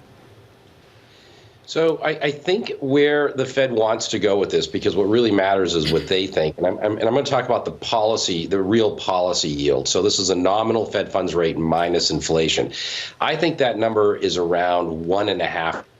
So it's lower than what it is today. Wow. So if we look at nominal Fed funds today at 5.5%, and let's say U.S. inflation is at 3%, that means real policy rates are at 2.5%, which means that the Fed could cut 100 basis points just to get to their neutral level. So I know we've been talking, I've listened on the show, that yes, there's like 6 rate cuts priced in, but remember 100 basis points of those rate cuts is really just getting to neutral. Right. And they don't start really easing until they start doing more than 100. I did some fancy math, Jim, in honor of your attending today on the standard deviation move of the Bloomberg Financial Conditions Index. We've gone from accommodative, and this is not Stan Fisher 101, it's Tom Keene 101, we're grossly accommodative. How does a Fed, their degrees of freedom just seem to have shrunk because of the market's statement on accommodation. Right. So when we look at financial conditions, this is really a way for the Fed to gauge how their monetary policy is impacting the broader markets, and there should be some feedback mechanism from markets to what their policy is actually saying. So the way that I think about this is that if the markets are rallying, that's okay with the Fed. The Fed doesn't have to push back on a rally because they don't like a rally. That's not their job. Effectively, what they're saying is, can we get this rally? And can inflation also stay low? And if the answer is yes to both, then they don't care if the market continues to rally. They don't feel as though they have to push back on that. And right now, the look through to inflation going forward, as you mentioned in the UK, we had a downside surprise in inflation. Inflation is coming down in the US. As long as it does, then the Fed is okay with higher equity prices, tighter credit spreads, and even easier financial conditions, as long as we don't get inflation starting to move higher. Which is, let's park that for a second, this idea that disinflation, Goldilocks, this idea of the Fed just simply cutting rates surgically in order to keep in tandem with where inflation is going, and go to actually the fundamental economy and earnings. And I wonder how much that is the real risk that people are not talking about right now, given the fact that FedEx disappointed, shares lower by some 12% in early and pre-market trading. General Mills retracting some of their full year forecast, downgrading it in response to lower sales, those shares falling even after an underwhelming performance. Is this the theme of January that people are missing? So that's a really good question, Lisa, because effectively we have to think about the look through to this. If the unemployment rate starts to rise, because that's what we're talking about. When we're talking about earnings and missing earnings and things like this, what we're really saying, what an economist is really saying, is at what point do these companies start laying workers off, and at what point does that boost the unemployment rate? So what we're seeing at this point, at least the last data point in the unemployment rate, the unemployment rate has come down. The labor market still remains relatively tight, and it's relatively strong. Yes, it's softening. Yes, we are seeing signs of softening, but we're not seeing signs of a collapse. So ultimately, some of these things are going to be somewhat cyclical. Some companies are going to post worse earnings. Some companies are going to post better earnings. But if we look at the broad market, the story for December is actually not that these supercharged 7 stocks are doing really well in tech.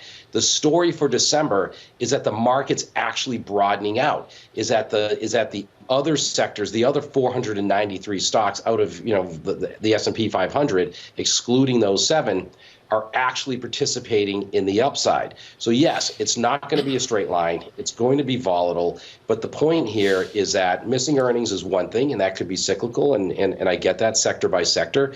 But as long as it doesn't affect hiring and wages and things like that to the degree that it creates a deeper downturn and loss of consumption, then that's just markets being markets. It sounds like you're pretty bullish. Are you just telling clients to go all in, that basically their biggest risk is missing out on the upside next year? No, I'm not saying that. Actually, one of the things that we've been bullish, we've been positive, we've been overweight in equities all year. And right now, towards the end of this year, we're starting to think about reducing that and moving towards neutral. We haven't done it yet, but that's probably our next step. And why that is because everything that we thought about in late October, November is actually already come through by the end of the year. Mm-hmm. So we've got this like 15% rally across the board in equities. We've got credit spreads a lot tighter. Bond yields, 10-year yields are below 4%. I mean, my gosh, my year-end forecast for the 10-year note, not that I make a forecast, but was around 4%, and we're already there. Right. So I think a lot of that good news has been pulled forward. So we need another catalyst to get higher. And I'd rather go to neutral, and I think neutral is the new defensive, so we can be tactical in the new year ahead, because there will be dislocations. Jim, a cosmic question for those trying to recover from the bond debacle. You was negative 10 degrees at Bowdoin. You were studying physics. You go, oh, Caltech, that may be warm. So you go out to Caltech to get some decent weather in aeronautical engineering. Okay, great. Are these glide paths of stability, and do they indicate that dividend growth is a proxy for yield forward? That back and forth between your world of bonds and equities is a yield alternative. Can that be possible? So I think it can be possible. I don't see it as highly probable. And the thing that I'm concerned about the most is that I do think that 2024 will be a very rocky year. So I know we're talking about these glide paths and soft landings. We may ultimately get a mild slowdown or a mild recession, which would be characterized as a soft landing. But I think it's a really dangerous landing at this point. And it's one of the reasons why I think that we need to engage in more of a balanced portfolio approach. So have some fixed income, have some equity, have some growth, have some value. And just real quick, Jim, before we run out of time, what do you mean by dangerous landing? So I think there's more geopolitical tensions and more geopolitical risks that are out there to start this year than last year. We have, obviously, China, Taiwan. We have Taiwan elections. We have a U.S. presidential election. I think that's going to create a lot of volatility. And I think the markets are, and don't forget, we have the 2025, the Trump tax cuts come due in 2025. At some point in 2024, we're going to start to price the outcome of that in. And that can swing the markets from an earnings perspective quite a bit and from a multiple perspective. So I think let's just enjoy this calm right now, because I think it's going to get a lot rockier and a lot less, a lot more uncertain into the future. Jim Caron, thank you. With Morgan Stanley there on your total return and ability to clip a coupon next year. Futures at negative 10.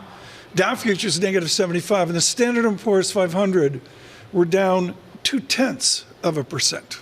I love what he said there about the fact that he's thinking about going to neutral, and neutral is the new defensive, simply because the entire expectation for what was going to happen next year happened in a month. Yep. And that, I think, is really the key question for people who already wrote their outlooks.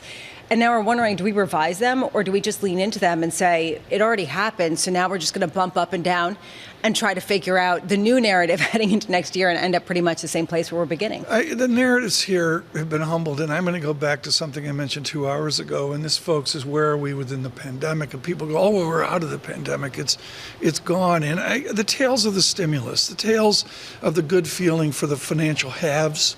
I mean, look, here's a headline in the last 24 hours. And I may be wrong, skewer me if I'm wrong. Homelessness is at a record high in the United States. Now, it's not 1937. It's not the panic of 1907 or 1870. But the answer is the financialization of all this has led to a pop from the stimulus, and that's what keeps us going. And just to take it a step further, you're talking about homelessness. Let's talk about the generational divide, and we talk about that from a political standpoint, about how it's never been wider on a number of different metrics. How about this for a statistic? Americans over the age of 70 hold more than 30% of the country's wealth. And so you see that wealth disparity in a generational way, fueled in part by home ownership and a whole host of other things on the backs of a different interest rate regime. So a lot of things are under the surface here. There's a lot of movement. I was talking to John Tucker in Bloomberg Radio the other day, and he's popping his 201k is almost up to a 301k with recovery. He still can't retire. I mean, he's going to be here at 85. He's older than Charlie Powell. I love when you troll random people and just to no, get it's a reaction true. How many from people them out there can't retire? They're all looking at me. Stay with us. Futures rounded up, -10. Good morning.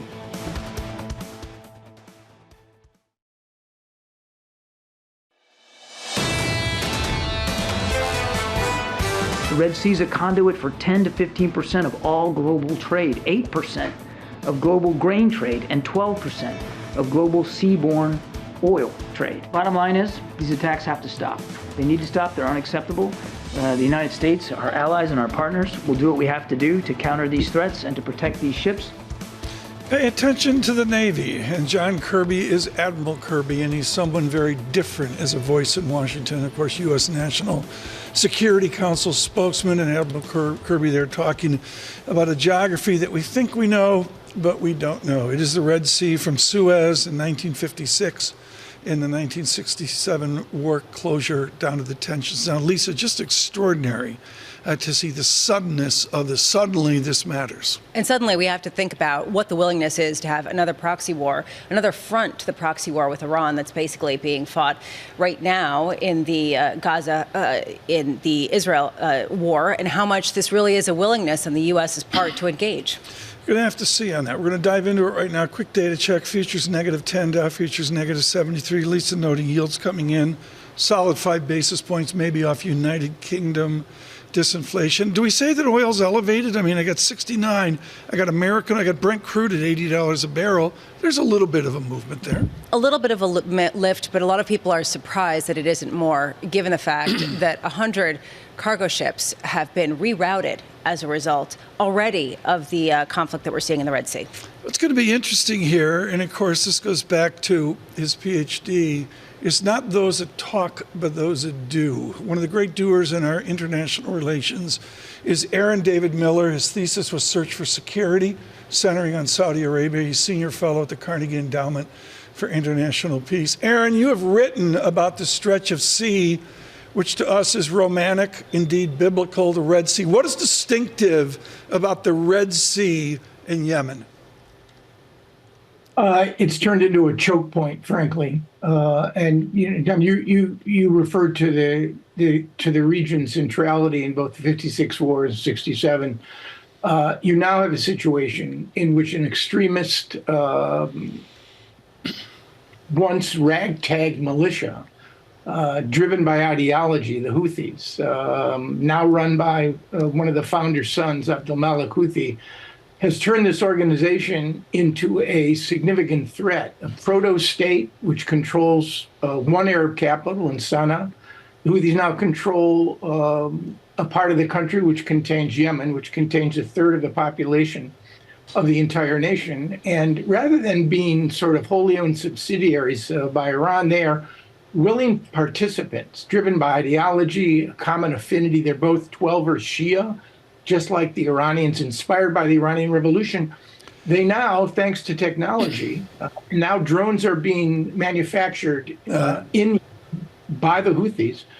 They now have presented themselves as an actor, certainly now on the regional stage, and given Kirby's comment on the international as well. The relation, Dr. Miller, the relationship of Saudi Arabia with some form of recent peace agreement with the Houthis, but I don't buy it for a minute, triangulate our interests with these rebels with Saudi Arabia and Riyadh. Well, the Saudis right now do not want a major escalation, given the fact that Mohammed bin Salman's plans for 2030 have now been, in some respects, undermined by regional instability caused by the Israel-Hamas war. Saudis are trying to find a way to extricate themselves from Yemen. They fought the Houthis unsuccessfully. They may have actually have energized the Houthi cause by any number of errant airstrikes, which killed hundreds, if not thousands, of Yemenis. So I think the Saudis don't want a U.S. escalation with the Houthis, and either do the Omanis, who are serving as a sort of bridge. Look, you look and see the Maritime Task Force that Secretary Austin tried to assemble. You've got 7 nations. The only regional nation that agreed to participate is Bahrain, and that's considered a sort of consolation prize, given their relationship with Saudi Arabia.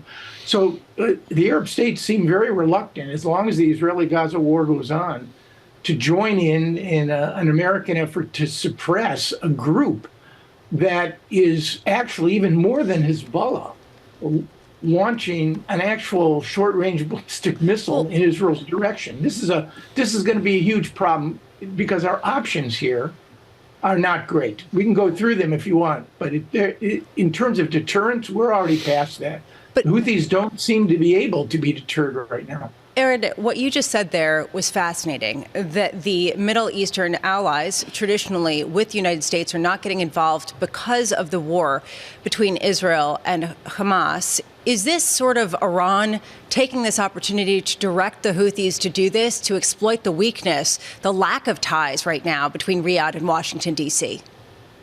I think that, some have argued that one of the key motivators of the Hamas terror surge on October 7 was a sort of pro-Iranian and pro-Hamas effort to undermine a relationship, Israel-Saudi-U.S., that could have created a whole new security architecture in the region. We're prepared, apparently, don't get me started on this, to basically conclude a mutual defense pact with Saudi Arabia in an effort to facilitate this normalization process. We haven't done that since we amended the U.S.-Japan Security Treaty in 1960.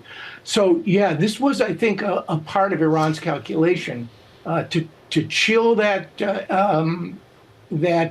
relationship that was emerging and ultimately undermine it. And the Houthis have the same motivation. Which to me really raises this question, okay, how much does this add to the urgency of getting some resolution to the war between Israel and Hamas that seems to maybe be entering a new phase but doesn't seem close to a resolution? It's an important point. It's now global trade, it's now supply chain, it's now Christmas. 10 to 15% of global trade through the Red Sea and Suez Canal. 3-week delay, and BP has already pulled their Red Sea operational trade from that region. You have to go around the Cape of Good Hope. That adds another 3 weeks to a month.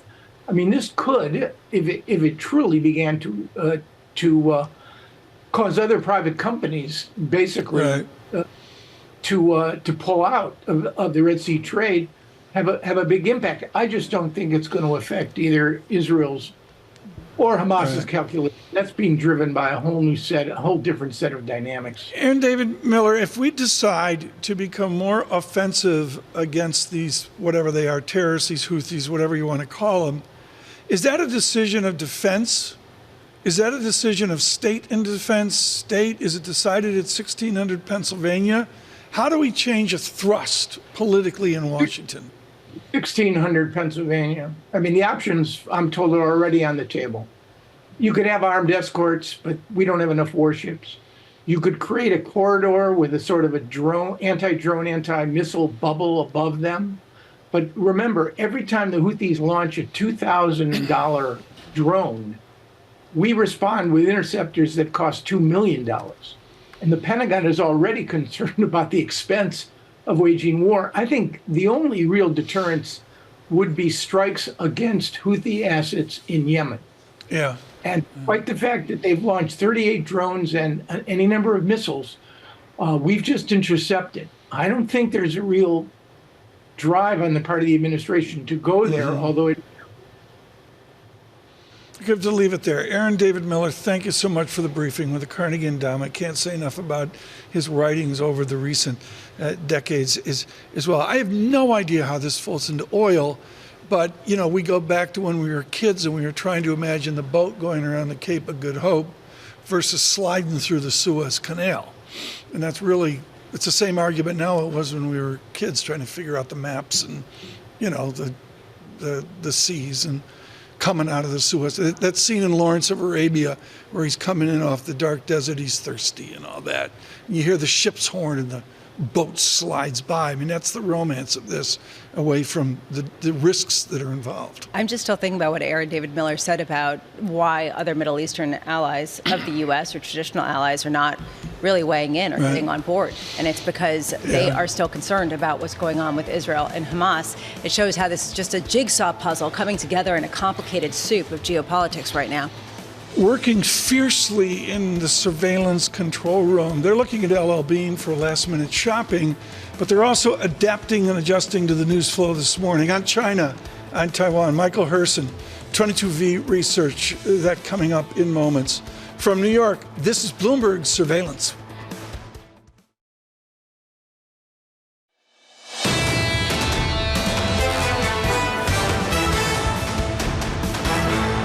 Bloomberg Surveillance, we're going to get to it quickly here. John Ferro starting his Christmas shopping. Abramowicz here with me.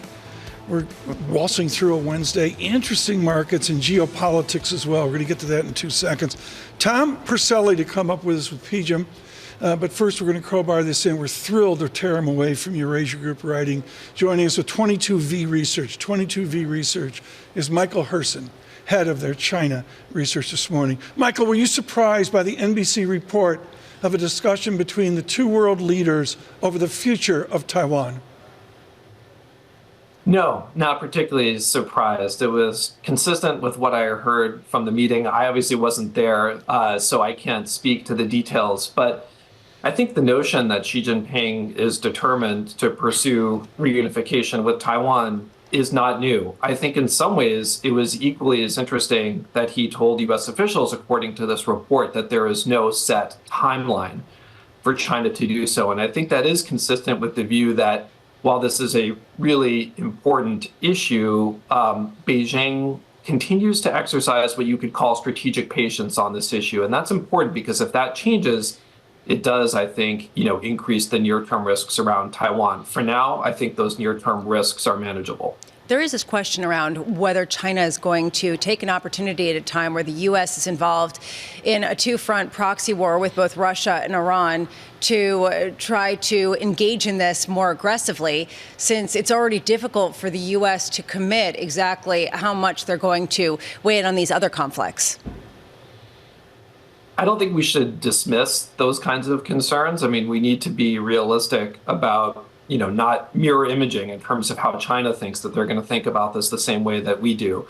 At the same time, I think we need to keep in mind there's a fundamental calculus at work for Beijing, which is right now it would be extremely risky, even with the U.S. tied down, so to speak, with other conflicts, to pursue reunification through military means. And I don't think that the urgency is there for China. I think Beijing continues to feel that time is on their side. Now, that timeline is not infinite, according to the report, Xi Jinping stressed to President Biden. But I think the notion that Beijing would take this kind of gamble in the near term seems to me probably not worth it from the standpoint of China's leadership. What is the motivation to try to take Taiwan at a time where there's some real clouds over the economic outlook for China, where they're trying to woo back U.S. And other international businesses, and where Xi Jinping is dealing with a host of issues around the housing market that are also challenging?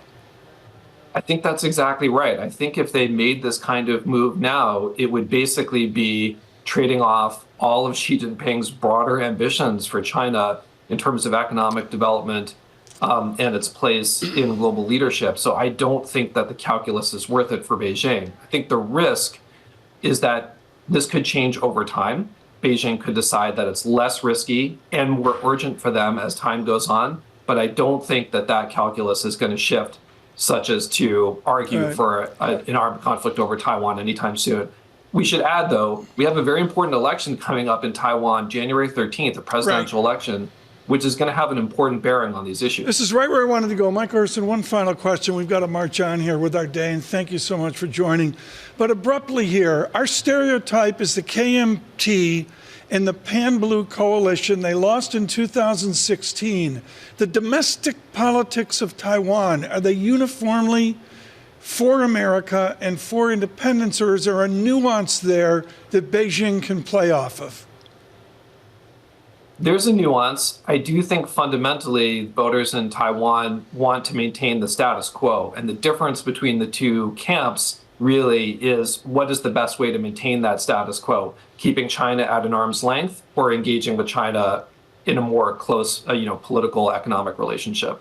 A terrific brief. Michael Herson, thank you so much. Thrilled that he could join us this morning. We move on to more prosaic American domestic politics. Tom Porcelli joins us, chief U.S. economist at PGIM Fixed Income here, as we try to get our bearings in a melt-up. I have to go to your wheelhouse. The Porcelli claim here, folks, is simple. Wage dynamics, wage analysis, ECI, EIEIO. And the answer here is you on the high ground. When does wage inflation break? Yeah, look, I think it's starting. What's interesting is I think companies have a choice, right? If you're potentially on the verge of margin compression, which we've talked about this, right? I think there's three things you could do, right? This is the basic playbook. Cut back hours, companies are doing that. You could cut back wages, and they're in the midst of doing that. And if those don't work, then you go after headcount. And so I think there's more work to do on the wage front, and we're seeing that, and I think that will persist. But you can have a situation where wage pressures, or wage growth, I should say, is running at a faster pace than his revenue growth. I mean, that's not sustainable. So something is going to continue to give there, and I think it's going to be wages. You must be one of the very happy people seeing some of the rhetoric change from the Federal Reserve, since you've been talking about this for a while, that they should be cutting rates and that you do see weakness coming down the pike and that disinflation has been very much in the fore. To Jim Caron's point, have we brought forward all of the potential good news, the pivots, the shifts that we could have potentially gotten next year? Yeah, so I actually, I worked with Jim for a long time, and when I heard he was going to be on, I thought he was going to be here, so I was totally disappointed that he wasn't here. Sorry, we couldn't do that. Yeah, Jim, shame on you. Exactly. So I think that the one thing that we've continued to say is, and thank you for the plug, by the way, because we've had a pretty good call. Look, I would say this: you get through, this uncertain period. Is the Fed going to cut? What's going to happen from a growth perspective? And let's say we're right. Our view that the Fed does cut a few times next year, that growth does slow down to 1%, which will feel pretty recessionary for some people, which is an unfortunate reality because the unemployment rate is going to rise. But here's the thing: what happens on the other side of that, right? Like, how do you get through that? What's the catalyst to get to a higher plane from a growth perspective? And truthfully, we just don't see that. Not in the immediate term. I think over the more medium to long term, I think the productivity story, I think that's a really sort of interesting story that can come out, that'll come to pass. But I think when I think about the next year or two, I don't really see any meaningful catalyst to sort of break us out of what could be a really sluggish growth backdrop. So not stagflation, but just kind of sluggishness that is going to hurt maybe more than people realize. Is that your sense? I think that's a fair way of characterizing what could be the next couple of years. Again, we put a lot of hope in this idea that there is this productivity dimension out there that I think is going to kick in. I guess the sort of the debate that we have is how quickly will it kick in. Once it does, great. But I think it'll take a little time, and I don't know what gets us from that. I don't know what the bridge is from here to there. That's right where I wanted to go. With the new productivity, let's set it up as capital labor and something else we don't understand, like Red Sox baseball. The answer is you've got labor deepening. Yes. We've got haves and have-nots. We were just talking about record homelessness around a boom American economy, 5%, 2.7, whatever Atlanta GDP now says. And the answer is there's a wacko labor deepening going on in productivity. Yeah. What is it? Yeah, so listen, I think that this is a really important idea. Because I think when I think about the unemployment rate rising, right, which is what we expected, the Fed expects it, I think a lot of people expect it to happen in the coming year. So let's say the unemployment rate rises, and it's worth a million jobs. Where does that get hit? When we sort of go through all of the employment sectors, there's really only a few sectors that we see that have real imbalance. One of them is retail. You could see some real damage in the retail space. You're talking at least a few 100,000 jobs. Mm-hmm. As a corollary to that, you can then see transportation and warehousing get hit on the back of this. Again, they're very related. Those two sectors alone, you could see up to 500,000 jobs and throw in tech. So I think that to me is the problem, right? That to me is the challenge. You're going to see unfortunately, this unemployment rate rise. If there's any good thing about this, is if you think about the retail space, you could see some transition, right? You could see some transition from retail workers going into, say, something like leisure and hospitality, right? I mean, from a skills perspective, they're roughly equivalent. So it can minimize some of the damage, but I think it's an inescapable reality that the unemployment rate is going to rise in the coming year. I look at this, Tom, and the question is folding in the shock of the yield melt up, lower yield, higher bond price, and also the equity shock as well. It just sustains along the cash moving in from money market funds. Yeah. Now you're with PGIM. You're surrounded by smart guys in bonds. Yes. What's their belief on money market fund over to the Porcelli world? Well, so the way that I'll answer that question is I'll say, one thing that I've found really interesting is the whole higher for longer narrative that the Fed put out there. And the one thing that I've said, and I think this is especially true when you think we were as high as 5% on 10s and now we're back down to 4%. I think there's been an element of price discovery that's been going on from the market, and not just from the market, but from the Fed too. I mean, I think we sort of all wondered, what does higher for longer actually mean? And so we've been in the price discovery mode. And I would say that higher for longer is something that we actually believe in. It's just I don't think we believe in it at 5%. I think 4% seems much more palatable to us. All I could say is when we talk about sort of this complicated stew that's going to be over the next few years of slow growth, how much are some of the divergences that Tom's been talking about, the fact that there are 2 or 3 or 5 Americas really play into this? Yeah. I really was struck by this study showing that Americans over 70 hold more than 30% of the country's wealth. Yeah. We're seeing younger people not being able to buy homes in the same kind of way. And their politics are very different. Yeah. It's the fissures between the generations are really getting wider. Yeah, I mean, here's an interesting thing to think about. And I'm not making a call on this, but I'm just simply saying this is an interesting framing of your observation there. You keep on hearing about excess savings still, which just seems crazy all this time in. But when you think about whatever excess saving remains, because let's be clear, it's not in the sort of the middle and lower income cohorts. That's long since gone, right? But what excess saving does remain mostly sits in the upper income. And specifically it sits in the sort of the top quintile. What's interesting about that is they don't need that money to spend. They'll never use that money to spend. That's not for spending. That's for investing. And I can easily see a scenario where they're trying to deploy that money. The Fed is going to cut rates a few times in the coming year, which is what we expect.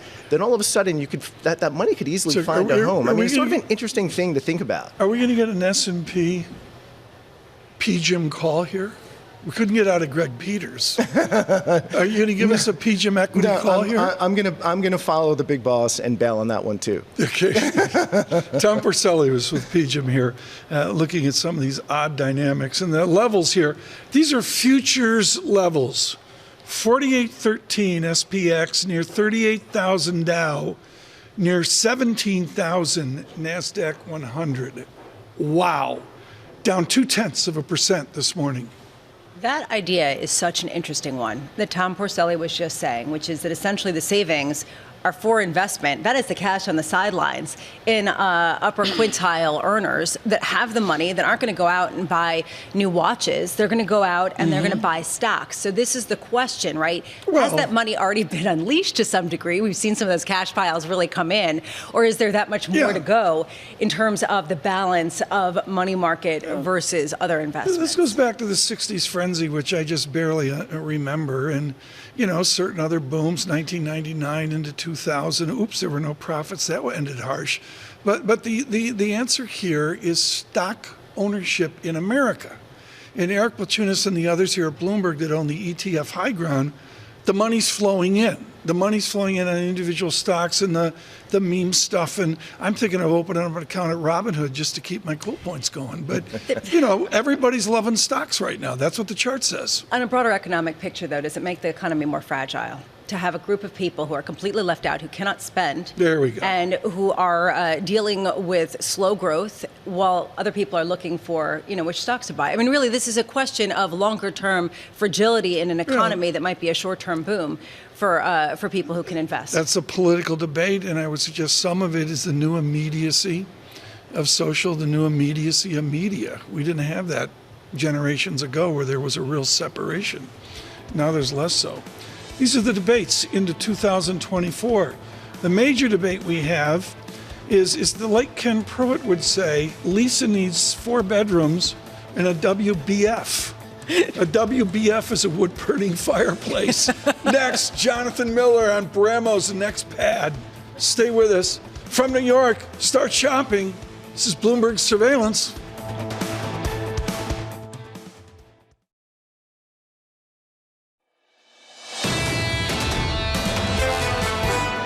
The consumer capacity to borrow is strong. Mortgages are all locked in at low rates. That the best asset for a lot of households is actually their low interest cost liability. It's mixing two different things on a balance sheet, but the reality is a 3% mortgage is an asset for people right now because it means their payments haven't moved.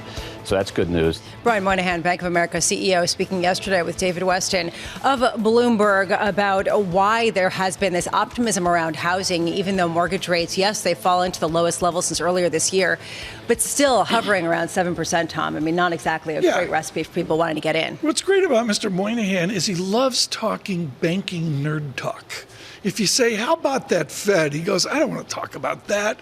He wants to talk about, mortgages. And, I love him for that. He loves to talk about the nitty. He's not like Diamond, who's running around running for Secretary of Treasury. Moynihan's like worried about, the Christmas Club account. We'll get into housing and the real economy in just a second. I do want to just bring you a number of companies that are getting our attention this morning. FedEx, we were talking about how they were disappointing in their earnings last night. Those shares lower by more than 11%. Just a reminder, those shares had been up more than 60% year to date, but it shows how big of a penalty there can be to a miss. And it raises this question: if consumers aren't shipping as much, is this a broader macro concern for the consumer? UPS falling in tandem, and General Mills with a similar kind of sentiment, down 3.9% after volume and sales coming in lighter than expected, saying that there is a more cautious recovery, more cautious consumer. The cereal buying cohort not having a good time, or else people are just not buying cereal. You look at the advent. Amoxicillin was a major invention. Right behind it, Honey Nut Cheerios. I was going to say Lucky Charms, but carry on. Well, Lucky Charms is good too, but Honey Nut Cheerios saved General Mills.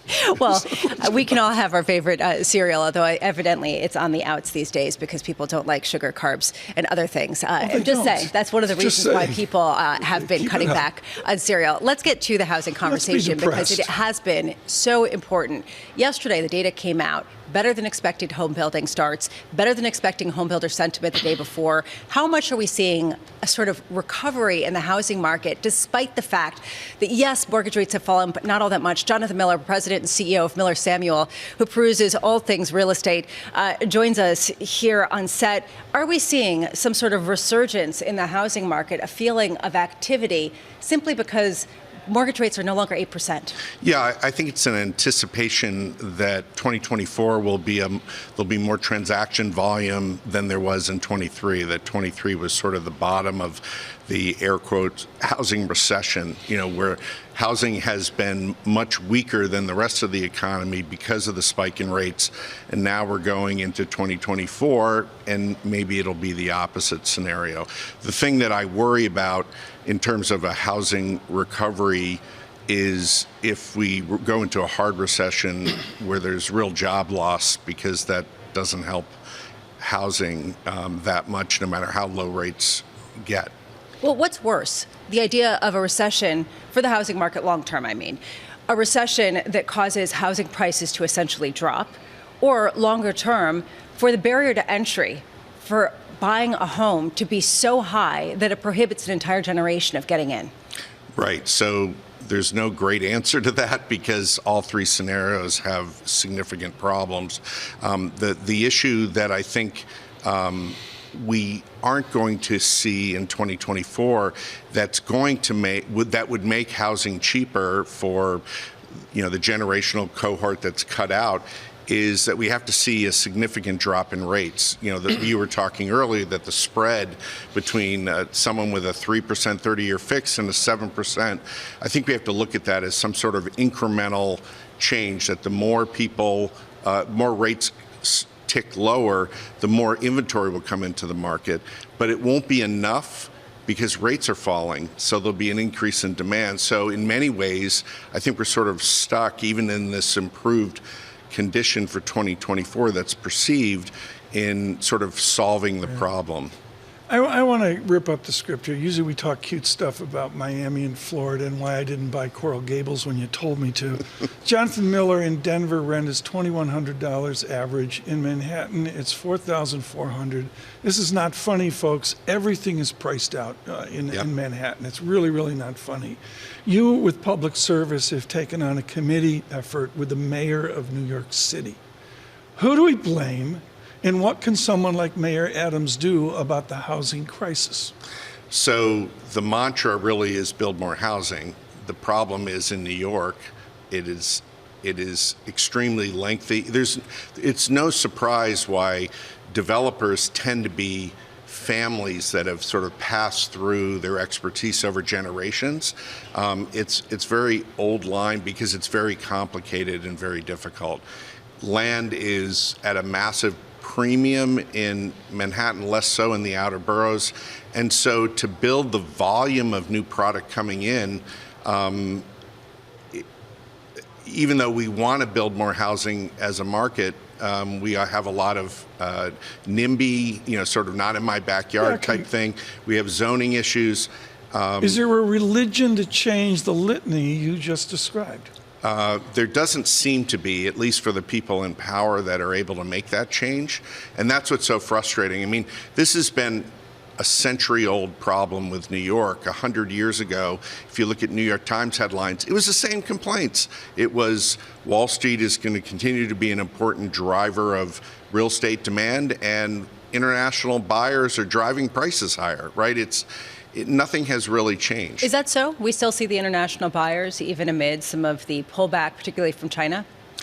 Not so much right now. I mean, clearly the dollar is stronger, and so we're not seeing the sort of intensity of demand on the market that really, especially more on the condo side, really drove it up. I mean, it's always a constant in the market, and we go through periods where it is stronger or weaker than the norm.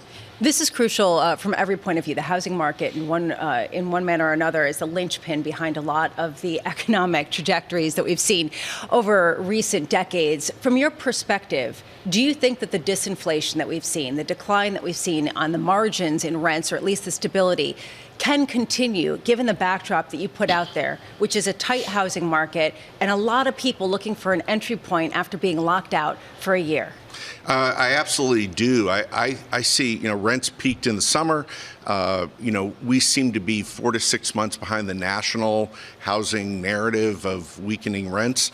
And I can't see rents tightening or rising quite a bit over the next year, because the reason why we've had this astronomical surge has been because of the spike in mortgage rates.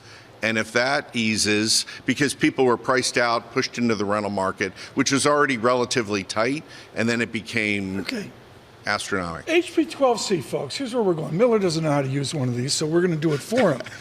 $3,900 a month. I'm over on 2nd Avenue, or wherever, the 2nd Avenue of Boston, the 2nd Avenue of Nashville. $46,800 annual rent. How much of my rent should I pay? How much of my income should I pay for rent? What percent? In theory, 30% as a cap. In theory, Jonathan Miller. So I got to make $156,000 large to get an entry rent in many urban cities. This is nuts. Right. Who's going to fix this? The only way I can see to fix it is to build a lot more product than we're building now, supply and demand. So we're going to make the place look like East Germany? I mean, that's a stereotype people are saying. Endless, dark, dusty skyscrapers out there. Is that what New York looks like in 30 years? I don't think so, because I don't anticipate the city. Listen, the city has been trying to create a significant number of more affordable properties in the rental market for the last 15 years, and have very limited success. I don't see that really changing, and unfortunately, the problem with that is that the city, like many municipalities, not just New York, are pricing out their workers, right? And that's not good for the longevity of the city. It's like Colorado. I mean, you look at a place like Steamboat Springs. I mean, people are driving from Utah to get to, they don't live in Grand Junction anymore. They're over in Utah in some shack in the woods, coming over to Western Colorado. That's what they're. Right. They're taking on longer commutes to find greater affordability. What's the average commute in New York? Only you would know this. Well, it's just under an hour. Yeah, and that's down Fifth Avenue. But I think that's... I love busting your chops. You're our single worst guest. You make me miserable when you come on. I love having you on. Thank you, Jonathan Miller. Thank you so much. Truly, folks, the expert on our housing economy in America. Lisa Abramowicz and Tom Keene. Jonathan, is John gone? Is he at Bloomingdale's? Santa Land, 10 a.m. Good, it opens. You didn't get the job, but Good morning. He's looking for it.